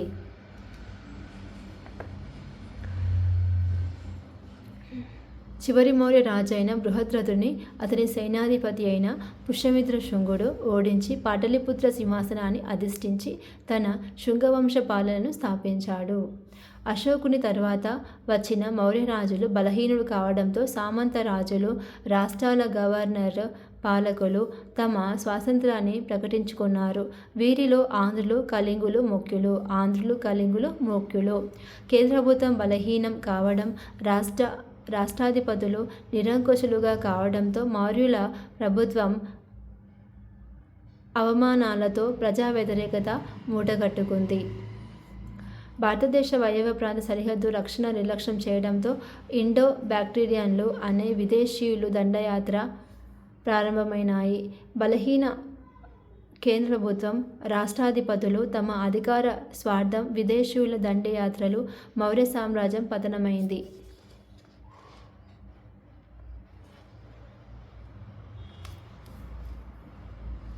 మౌర్యుల అనంతర యుగం.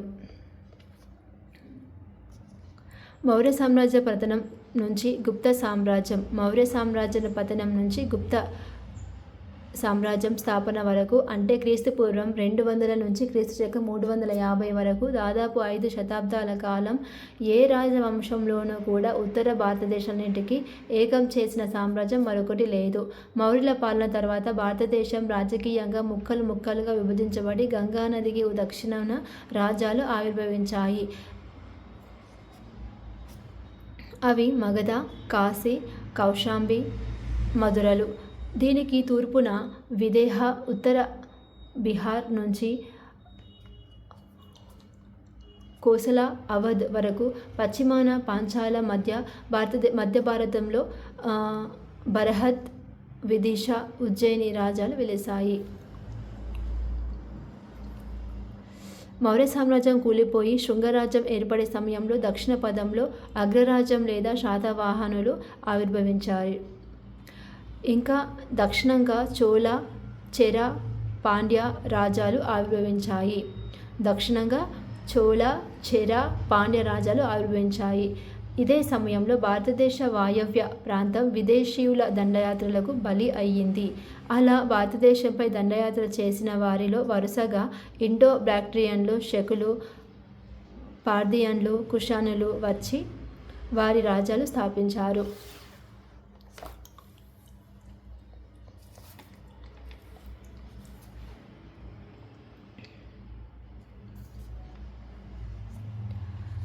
విదేశీ రాజవంశీయులు బాక్ట్రియన్లు.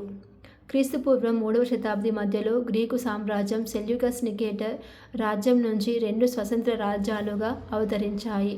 అవి బాక్ట్రియా, పార్థియాలు.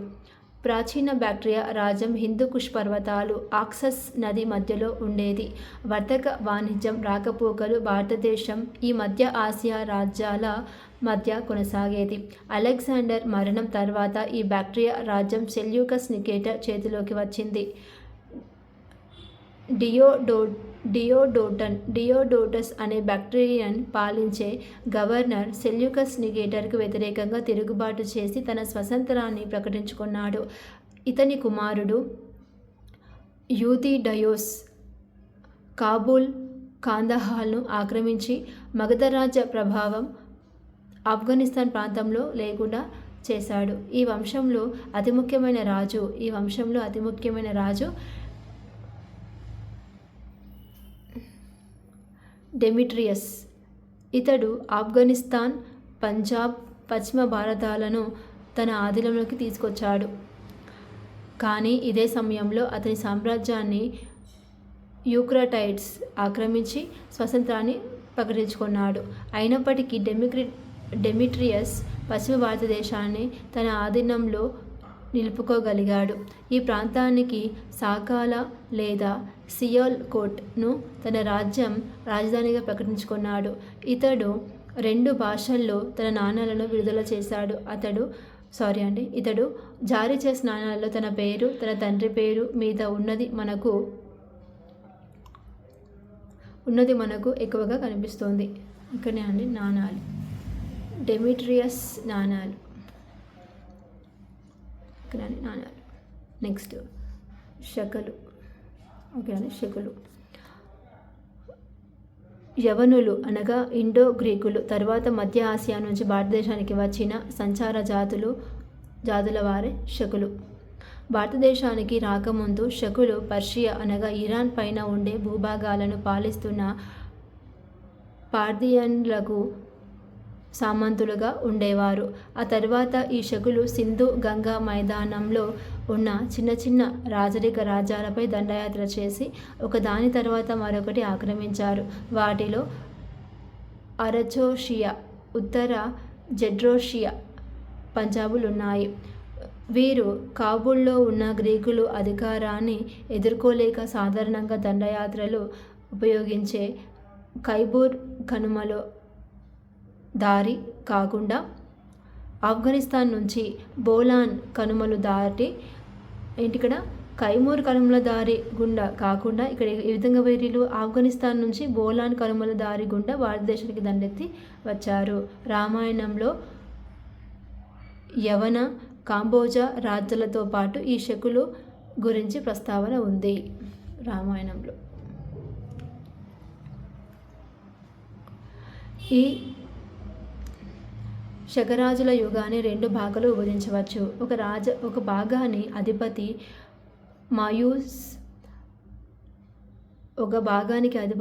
మాయూస్, ఇతని వారసులు పంజాబ్ ప్రాంతాన్ని పాలించారు. 2వ భాగాన్ని స్థాపించిన వారు ఒనోనెస్, ఇతని వారసులు కాందాహార్ ప్రాంతాలను పాలించారు. మాయూస్ కాలంలో చలామణిలోనున్న నాణాలు ఇండో గ్రీకుల నాణాల మాదిరిగా ఉండేవి. ఇతని రాజ్యం పుష్కలావతి నుంచి తక్షశిల వరకు విస్తరించి ఉండేది. ఈ శకులు తమ రాజ్యాన్ని రాష్ట్రాలుగా లేదా ప్రావిన్సులుగా విభజించి పాలించారు. ఈ రాష్ట్రాల గవర్నర్లు లేదా పాలకులను క్షత్రపాలు లేదా క్షాత్రపాలుగా పిలిచేవారు. ఈ క్షత్రపాలపై మహాక్షత్రప అనే అధికారి నియమించేవారు. ఓకేనా అండి. ఈ రాష్ట్రాల గవర్నర్లు లేదా పాలకులను క్షత్రపాలు లేదా క్షాత్రపాలుగా పిలిచేవారు అంటే గవర్నర్లను. ఈ క్షత్రపాలపై క్షత్రప అనే అధికారిని నియమించేవారు. ఓకేనా అండి.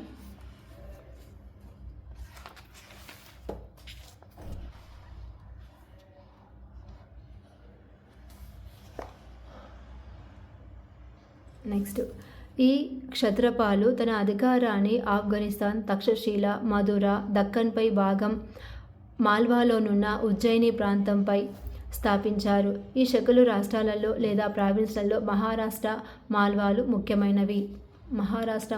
ముఖ్యమైనవంట. పార్థియన్లు. శకుల తర్వాత భారతదేశానికి వచ్చిన వారు పార్థియన్లు. వీరిని పహ్లవులుగా కూడా పిలిచేవారు. శకులు పహ్లవులకు దగ్గర సంబంధం ఉన్నట్లుగా వారి పేర్ల ద్వారా తెలుస్తోంది. పనోనెస్ అనేవాడు మాయూస్కు సమకాలికుడు. ఇతను పహ్లన లేదా పార్థియన్ వంశానికి చెందినవాడని తెలుస్తోంది. గోండోఫరెనెస్ అనే మహల్లవ రాజు శకరాజైన 2వ అజేసును ఓడించి తన అధికారాన్ని స్థాపించాడు. పార్థియన్లందరిలో ఇతను గొప్ప రాజు. ఇతను కాబూల్ నుంచి పంజాబ్ వరకున్న ప్రాంతాలను తన రాజ్యంలో కలుపుకొని పాలించాడు. అతని నాణాల మీద ఉన్న రాతను అనుసరించి అతను ఏ విధంగా సామంత రాజు నుంచి స్వతంత్ర రాజుగా ఎదిగాడో తెలియపరుస్తుంది. ఇతని కాలంలోనే ఒక క్రైస్తవ మత ప్రచారకుడు సెయింట్ థామస్ అనేవారు పర్షియా దేశం నుంచి వచ్చి ఇతని రాజధాని ఆస్థానంలో ఉన్నట్లు చెబుతుంది. గోండోఫరానస్ తర్వాత అబ్దగ్యాసెస్ రాజ్యానికొచ్చారు.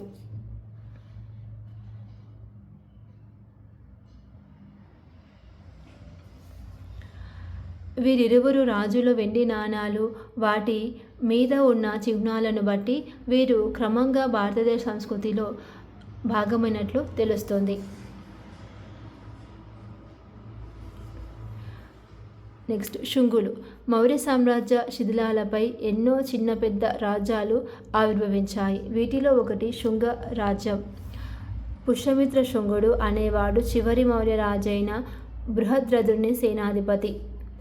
ఇతడు రాజు బలహీనతలను ప్రజలలో ఉన్న వ్యతిరేకతను ఆసరా చేసుకొని చివరి రాజైన బృహద్రథుని చంపి రాజ్యాన్ని ఆక్రమించాడు.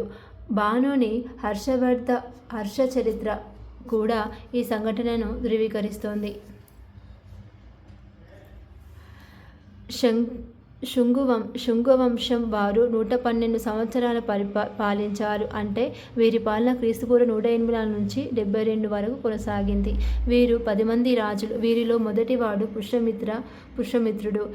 ఈ వంశ స్థాపకుడు 36 సంవత్సరాలు రాజపాలన చేశాడు. ఇతను సామ్రాజ్యం పాటలీపుత్రం నుంచి దక్షిణాన నర్మదా నది వరకు విస్తరించి ఉంది. వీటిలో అయోధ్య విదిశలున్నాయి. అంతేగాక ఇతడు భారతదేశ వాయవ్య ప్రాంతమైన జలంధర్, పంజాబ్లోని సియోల్ కోట్లను కూడా పాలించడని తెలుస్తున్నది. మౌర్య గుప్త రాజులందరిలో పుష్యమిత్ర శుంగుడే గొప్ప హిందూ రాజని, బ్రాహ్మణ మతం పోషించాడని, బౌద్ధ మతాన్ని వ్యతిరేకించాడని తెలుస్తోంది. కానీ ఇతని కాలంలోనే సాంచి స్తూపాన్ని, బర్హత్ స్తూపాలకు శిలాతోరణంగా నిర్మించారు. బౌద్ధ సంఘాలకు పెద్ద మొత్తంలో ధన సహాయం చేశారు.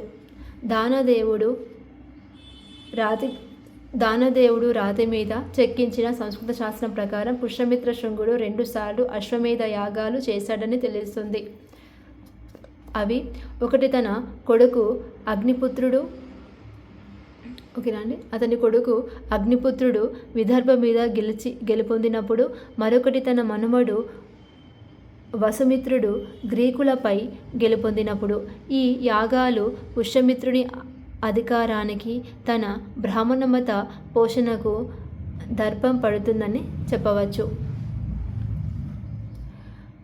అగ్నిమిత్రుడు. ఇతను పుష్యమిత్రుని కుమారుడు. కాళిదాసు రచించిన మాళవికాగ్నిమిత్ర కావ్య నాటకంలో ఇతడే కథానాయకుడు. శుంగవంశరాజు భారతదేశ చరిత్రలో గొప్ప స్థానాన్ని సంపాదించాడు. విదేశీయుల దాడులను ఎదుర్కొన్నాడు.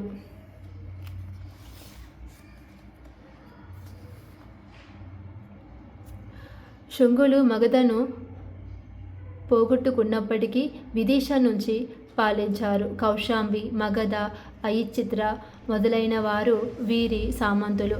విదిశ ముఖ్య పట్టణంగా, వాణిజ్య వ్యాపార కేంద్రంగా వీరి కాలంలో ఖ్యాతిగాంచింది. నెక్స్ట్ కన్వాలు. ఈ వంశస్థాపకుడు వాసుదేవుడు. ఇతడు చివరి శుంగరాజును వధించి మగధను ఆక్రమించాడు. అయినప్పటికీ శుంగరాజులు విదిశ నుంచి పాలించారు. వాసుదేవుని తర్వాత అతని కొడుకు భూమిమిత్ర రాజ్యానికి వచ్చాడు. చివరి కన్హుల రాజు సుశర్మను ఓడించి శాతవాహనుల రాజ్యానికి వచ్చారు. కన్హుల పాలన తర్వాత గుప్తవంశం వచ్చే వరకు మగధ రాజ్య చరిత్ర గురించి తెలియడం లేదు. ఓకేనా అండి? నెక్స్ట్ అండి కుషానులు. తెగకు చెందినవారు. వీరు మధ్య ఆసియా నుంచి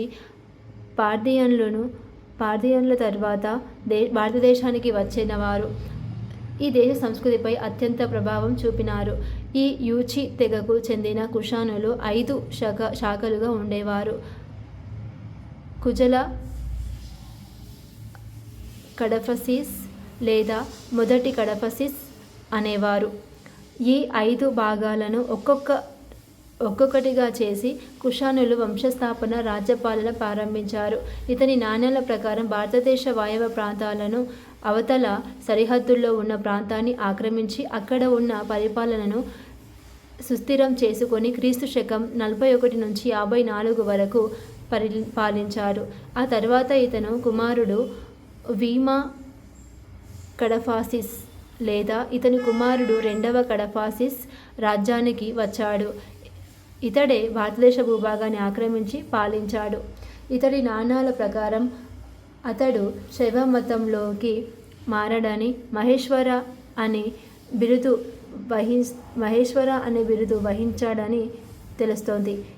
ఆ కాలం నాటి బంగారు నాణాల రచలమని తమ రాయబారాలను రోమ్ నగరానికి పంపడం లాంటి వాటిలో ఇతని రాజ్యం చాలా సుసంపన్నమైందని తెలుస్తోంది.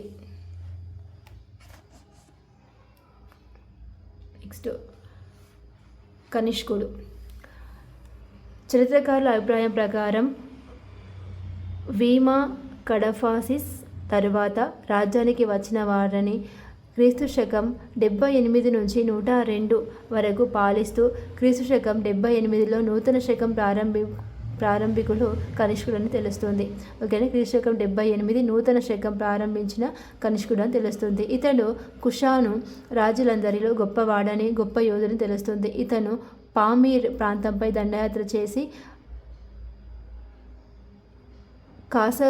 కాసగర్ కోటలను ఆక్రమించి కుషానుల గొప్పతనాన్ని చాటినాడు. ఇతను చైనా సామ్రాజ్య చక్రవర్తితో గుర్తింపు పొందాడు. ఇతడి సామ్రాజ్యం బోఖారా నుంచి సింధు వరకు, పర్షియా నుంచి బీహార్ వరకు విస్తరించింది.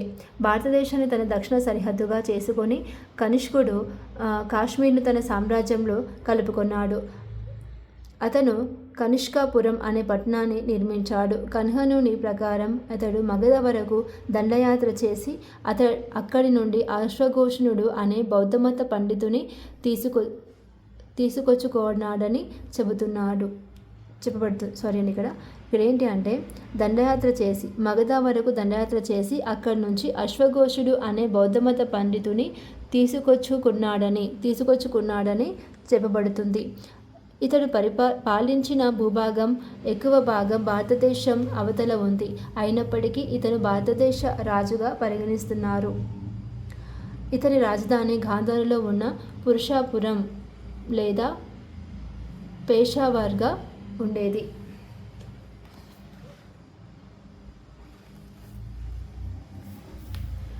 బౌద్ధమత సేవలు. కనిష్కుడు గొప్ప సామ్రాజ్య నిర్మాతయే గాక సామాజిక సేవకుడు. అతడు బౌద్ధమతానికి చేసిన సేవ అశోకుడు ఆ మతానికి చేసిన సేవలను గుర్తు చేస్తోంది. ఇతని ఆధ్వర్యంలో 4వ బౌద్ధ సంతతి కాశ్మీర్లో ఉన్న కుందనవల విహారంలో జరిగింది. బౌద్ధమత సంఘంలో ఉన్న విభేదాలను తొలగించడానికి కనిష్కుడు తన ఆస్థానంలో ఉన్న గొప్ప బౌద్ధమత తాత్వికుడైన పార్శ్వనాథుని సలహాతో వీరిని సమావేశపరిచాడు.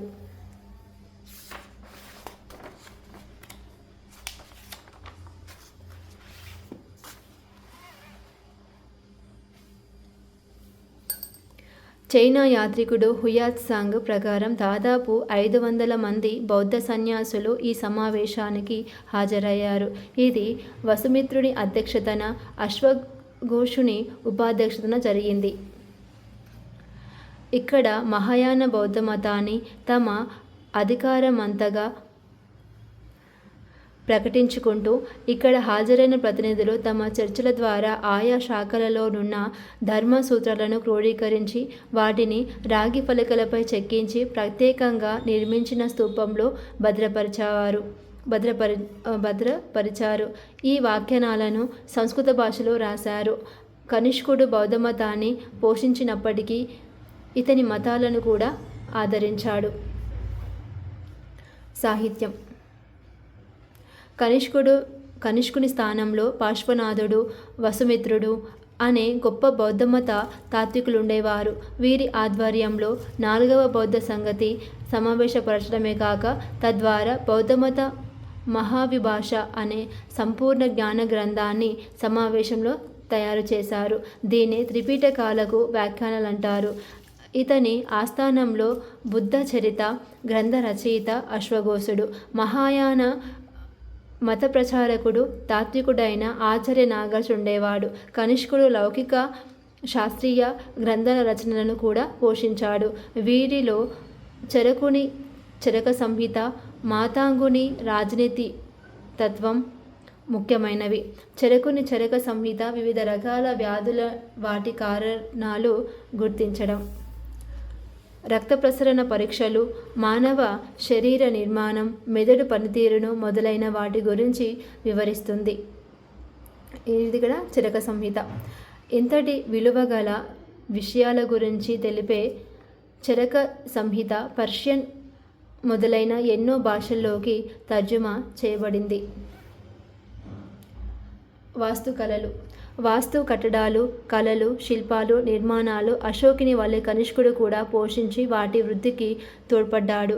కనిష్కుడు నిర్మించిన 13 అంతస్తుల అతి ఎత్తైన కనిష్కపురంలోని టవర్, బౌద్ధ సన్యాసులకు నిర్మించిన విహారాలు, స్తూపాలు, గుడులు, పురుషపురంలోని గాంధార కళలో నిర్మించిన బుద్ధుని శిల్పాలు, గాంధార మధుర ప్రాంతంలో నిర్మించిన బుద్ధుని విగ్రహ శిల్పాలు మొదలైనవి అతని వాస్తు కళాపోషణకు నిదర్శనాలు.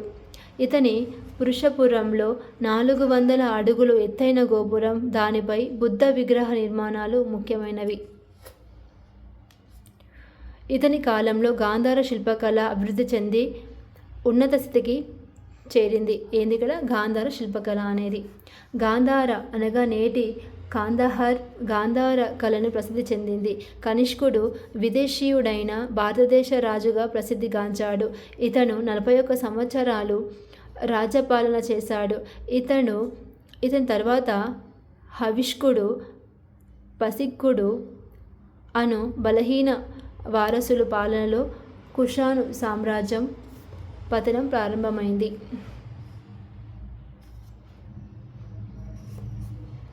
గాంధార కళ. గాంధార ప్రాంత భారతదేశ వాయవ్య ప్రాంతంలో సింధు నదికి కుడి ఎడమ ప్రాంతంలో ఉంది. క్రీస్తుపూర్వం 5వ-6వ శతాబ్దంలో ఈ ప్రాంతాన్ని ఇరానియన్లు లేదా పర్షియన్లు పాలించారు. ఆ తర్వాత గ్రీకులు, మౌర్యులు, శకులు, పల్లవులు, చివరగా కుషానులు వరుసగా పాలించారు. అందువల్ల ఇక్కడ మిశ్రమ సంస్కృతి రూపుదిద్దుకున్నది. ఇక్కడ బౌద్ధమత వాస్తుకళలు అభివృద్ధి చెందాయి. ఈ కళలపై గ్రీకులు, రోమన్లు, పర్షియన్ ప్రభావం కనిపిస్తుంది. బుద్ధుని విగ్రహాలకు గ్రీకు పద్ధతిలో పారదర్శకంగా ఉండే బట్టలు, ఉంగరాలుగా మెలికలు తిరిగిన తల వెంట్రుకలు కనిపిస్తాయి.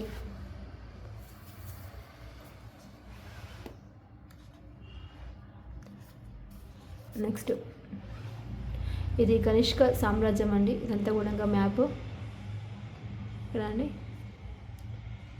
Cushion empire, okay, Andhra kingdom, western satraps, ఓకేనా, ఇవంతా కూడా అండి. నెక్స్ట్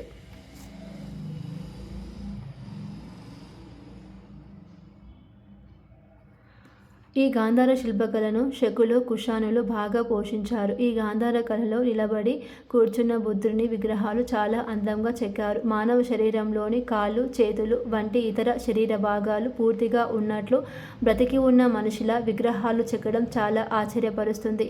ఈ విగ్రహాలేగాక బుద్ధుని బోధిసత్వుల జాతక కథలు, బౌద్ధ స్తూపాలు గోడలపై అద్దం పట్టినట్లు చెక్కబడి దానిలో గ్రీకు, భారత శిల్పకళలు మిళితమై ఎన్నో అద్భుతమైన కళాఖండాలు కనబడతాయి. సంగమ యుగం. వెంకటగిరి పర్వతాలు కన్యాకుమారిల మధ్య ఉన్న భూభాగాన్ని తమిళహై అంటారు. వెంకటగిరి పర్వతాలు కన్యాకుమారిల మధ్య ఉన్న భూభాగాన్ని తమిళహై అంటారు. దీనిలో మొత్తం ఆధునిక తమిళనాడు, కేరళ ప్రాంతాలు చేరి ఉన్నాయి.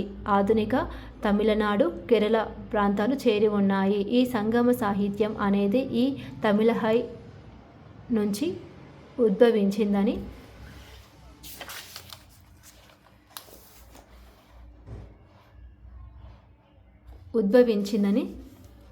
చెప్తారు.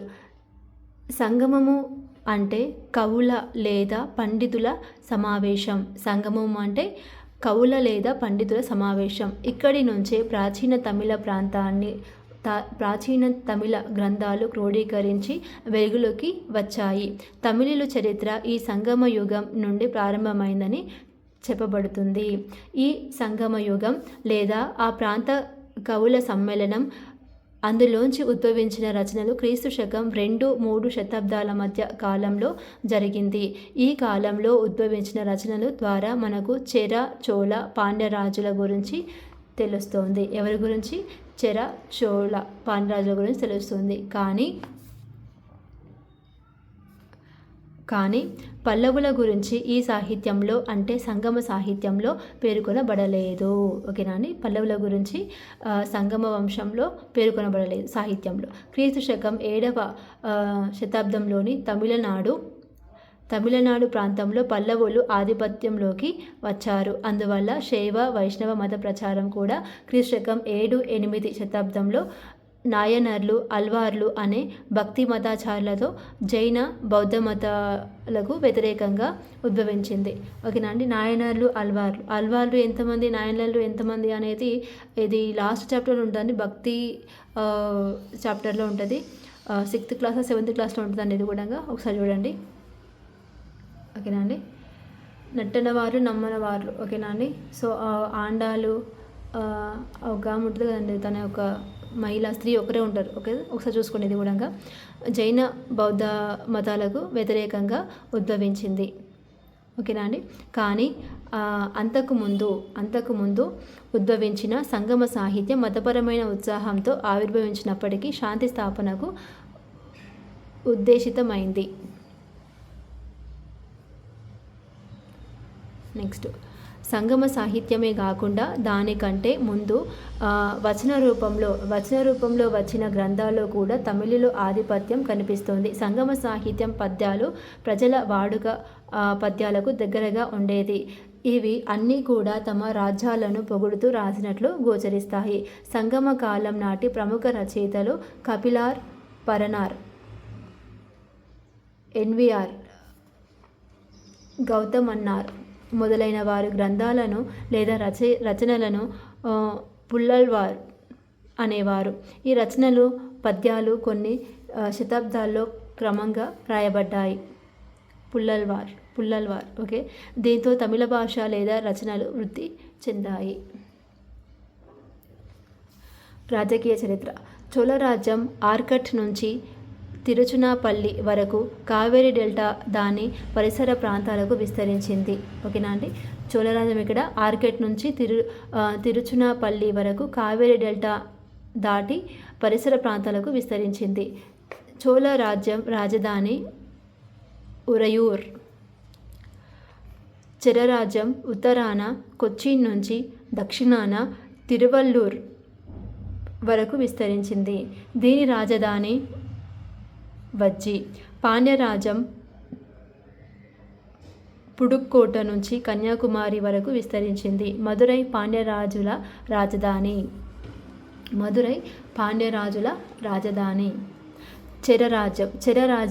చెరరాజుల్లో మొదటి వారు ఉదయం జెరాట్ క్రీస్తు శకం 130. అతడు గొప్ప యుద్ధవీరుడు. భారీ సైన్యాన్ని ఏర్పాటు చేసుకున్నాడు. ఇతని కుమారుడు నెడుంజరన్ అడన్ మలబార్ తీరంలోని శత్రువులపైన నౌకా యుద్ధంలో గొప్ప విజయాన్ని సాధించి అనేక మంది యవన వ్యాపారులను బంధించాడు. ఆదిరాజు అనే బిరుదుతో పాటు హిమాలయాలను సరిహద్దుగా కలిగినవాడు అనే అర్థం వచ్చే ఇమయవరంజన్ అనే బిరుదాన్ని స్వీకరించాడు. ఇతని రాజధాని వజ్జి. ఇతని తన సమకాలికుడైన చోళరాజుతో చేసిన భయంకర యుద్ధంలో ఇద్దరు మృతి చెందగా వారి రాణులు సతీ సహగమనం చేశారు. దక్షిణ భారతదేశంలో సతీ సహగమనం చేశారు. ఓకేనా అండి. దక్షిణ భారతదేశంలో సతీ సహగమనాన్ని గురించి తెలిపే మొదటి ఆధారం ఇదే. దక్షిణ భారతదేశంలో సతీ సహగమనాన్ని గురించి తెలిపే మొదటి ఆధారం ఇదే. ఉదయం జరన్ వారసుల్లో ఆయన కుమారుడు నెడుంజరన్ అడన్, నెడుంజరన్ సోదరులైన కుట్టవన్, సెంగుట్టివన్లు ప్రసిద్ధులు. ఓకేనా అండి. ఇక్కడ ఉదయంజరన్ వారసుల్లో ఆయన కుమారుడు ఇక్కడ నెడుంజరన్ అడన్. తర్వాత ఈ నెడుంజరన్ సోదరులు ఎవరు? నెడుంజరన్ సోదరులను బట్టి కుట్టవన్, సెంగుట్టివన్లు ప్రసిద్ధులు. కుట్టవన్, సెంగుట్టివన్. ఓకేనండి. నెక్స్ట్ చోళ సామ్రాజ్యం స్థాపన కరికాల చోళునితో క్రీస్తు శకం 190లో ప్రారంభమైంది. కరికాల చోళుడు. నెక్స్ట్ కరికాల అంటే శత్రువుల ఏనుగులకు కాలయముడు. కరకాల అంటే లాంటివాడు అని అర్థం. రెండవ దాని ప్రకారం కాలిన కాలుగలవాడు లేదా నల్లని కాలువాడు. ఓకే, నల్లని కాలువాడు అంటే అతని చిన్నతనంలో మంటల్లో కాలు కాలినవాడని మరొక అర్థం. అయినప్పటికీ ఇలాంటి అవిటికాలు లేదా నల్లని కాలువాడు శత్రువుల చేతుల్లో నిర్బంధింపబడి తప్పించుకొని చెరరాజులతో యుద్ధం చేసి తన తాతల సామ్రాజ్యాన్ని తిరిగి సాధించుకున్నాడు. పరనార్ అనే సమకాలీన కవి ప్రకారం కరికాలుడు గొప్ప యుద్ధవీరుడు. అతడు పాండ్యుల 2 సైన్యాలను ఓడించి గొప్ప విజయాన్ని సాధించాడు. ఇతడు 12,000 మందిని యుద్ధ ఖైదీలుగా చేసి కావేరీ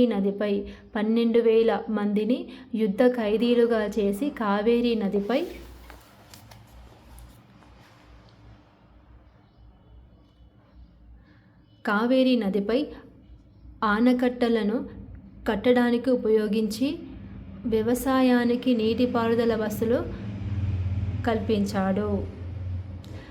ఇతడు కావేరీ పట్టణం పూహర్ అనే నూతన రాజధాని నిర్మించాడు.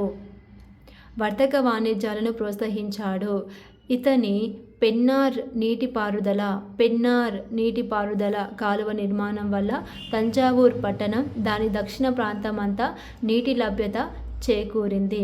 ఇతడు వైదిక మతాన్ని ప్రోత్సహించి యజ్ఞ యాగాదులను నిర్వహించాడు. కరికాల చోళుడి తరువాత చోళరాజుల చరిత్ర సమగ్రంగా లేదు. పాండ్య రాజులలో అతి గొప్పవాడు నెడుంజలియన్. ఎవరిక్కడ? పాండ్య రాజులలో అతి గొప్పవాడు నెడుంజలియన్. ఇతడు చిన్నతనంలోనే రాజ్యానికి రావడంతో చెర రాజులు ఇతని రాజ్యంపై దండెత్తగా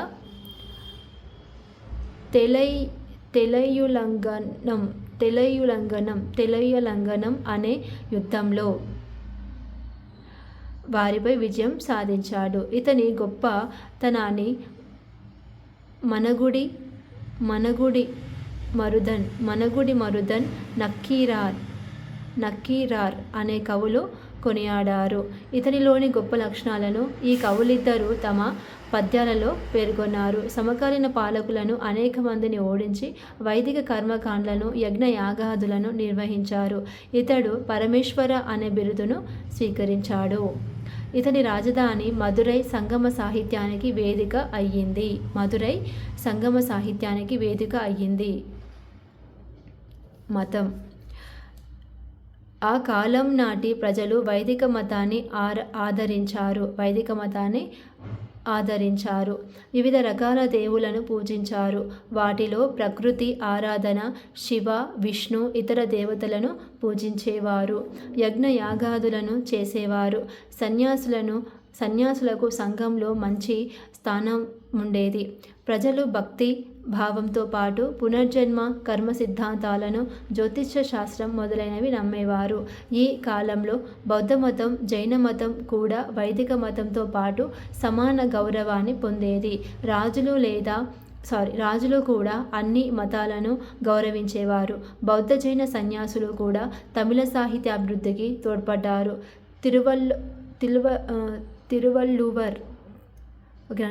తిరువళ్ళూవర్ అనే వాడు జైన కవి. అతడు తిరుక్కురల్ గ్రంథ రచయిత. సంగం సాహిత్యానికి ఆణిముత్యం లాంటి శిలప్పాధికారం మణిమేకలై అనేది బౌద్ధుల గ్రంథాలు. కొంచెం వర్డ్స్ క్రిటికల్గా ఉన్నాయండి. 1-2 సార్లు మళ్ళీ మీరు రివిజన్ లాగా చేస్తే సరిపోతుందండి, అర్థమైపోతుందండి. సాహిత్యాభివృద్ధి. సంగమ యుగంలో ఆర్యులు, ద్రావిడులు సంస్కృతి మిళితమై సంగమ సాహిత్యాభివృద్ధి జరిగి స్వర్ణ యుగంగా పేరొందింది. ఆ యుగంలోని రచయితలు గొప్ప పేరు ప్రఖ్యాతలు సంపాదించారు. వీరిలో ముఖ్యులు కపిలాల్, నక్కీరార్, పరనార్, ఎవయ్యార్ మొదలైన వారు. తిరువళ్ళువార్ అనేవాడు తిరుక్కురల్ అనే కావ్యాన్ని రాశారు. ఇది ఆ కాలం నాటి ప్రజల జీవన విధానాన్ని, వారి నైతిక విలువల గురించి వివరించే అతి ముఖ్యమైన గ్రంథం. సంగమ యుగం రచనలో 5 కావ్యాలు శిలప్పాధికారం, మణిమేఖలై, జీవక చింతామణి, వలయ్యపట్టి, కుందలకేశి మొదలైనవి మొదటి లేదా ఉత్తమ తరగతికి చెందినవి. ఇవి కాకుండా యశోధర కావ్యం, చూడామణి, ఉదయానుని కావ్యం, నాగకుమార కావ్యం, నీలాకేశి మొదలైనవి 2వ తరగతికి చెందినవి. ఆ రోజుల్లో అగస్త్యుని శిష్యుడు తోలకప్పియార్ అనేవాడు అతి ముఖ్యమైన తోలకప్పియం అనే వ్యాకరణ గ్రంథాన్ని రచించాడు. ఓకే అండి, చాప్టర్ ఫినిష్ అయిపోయిందండి.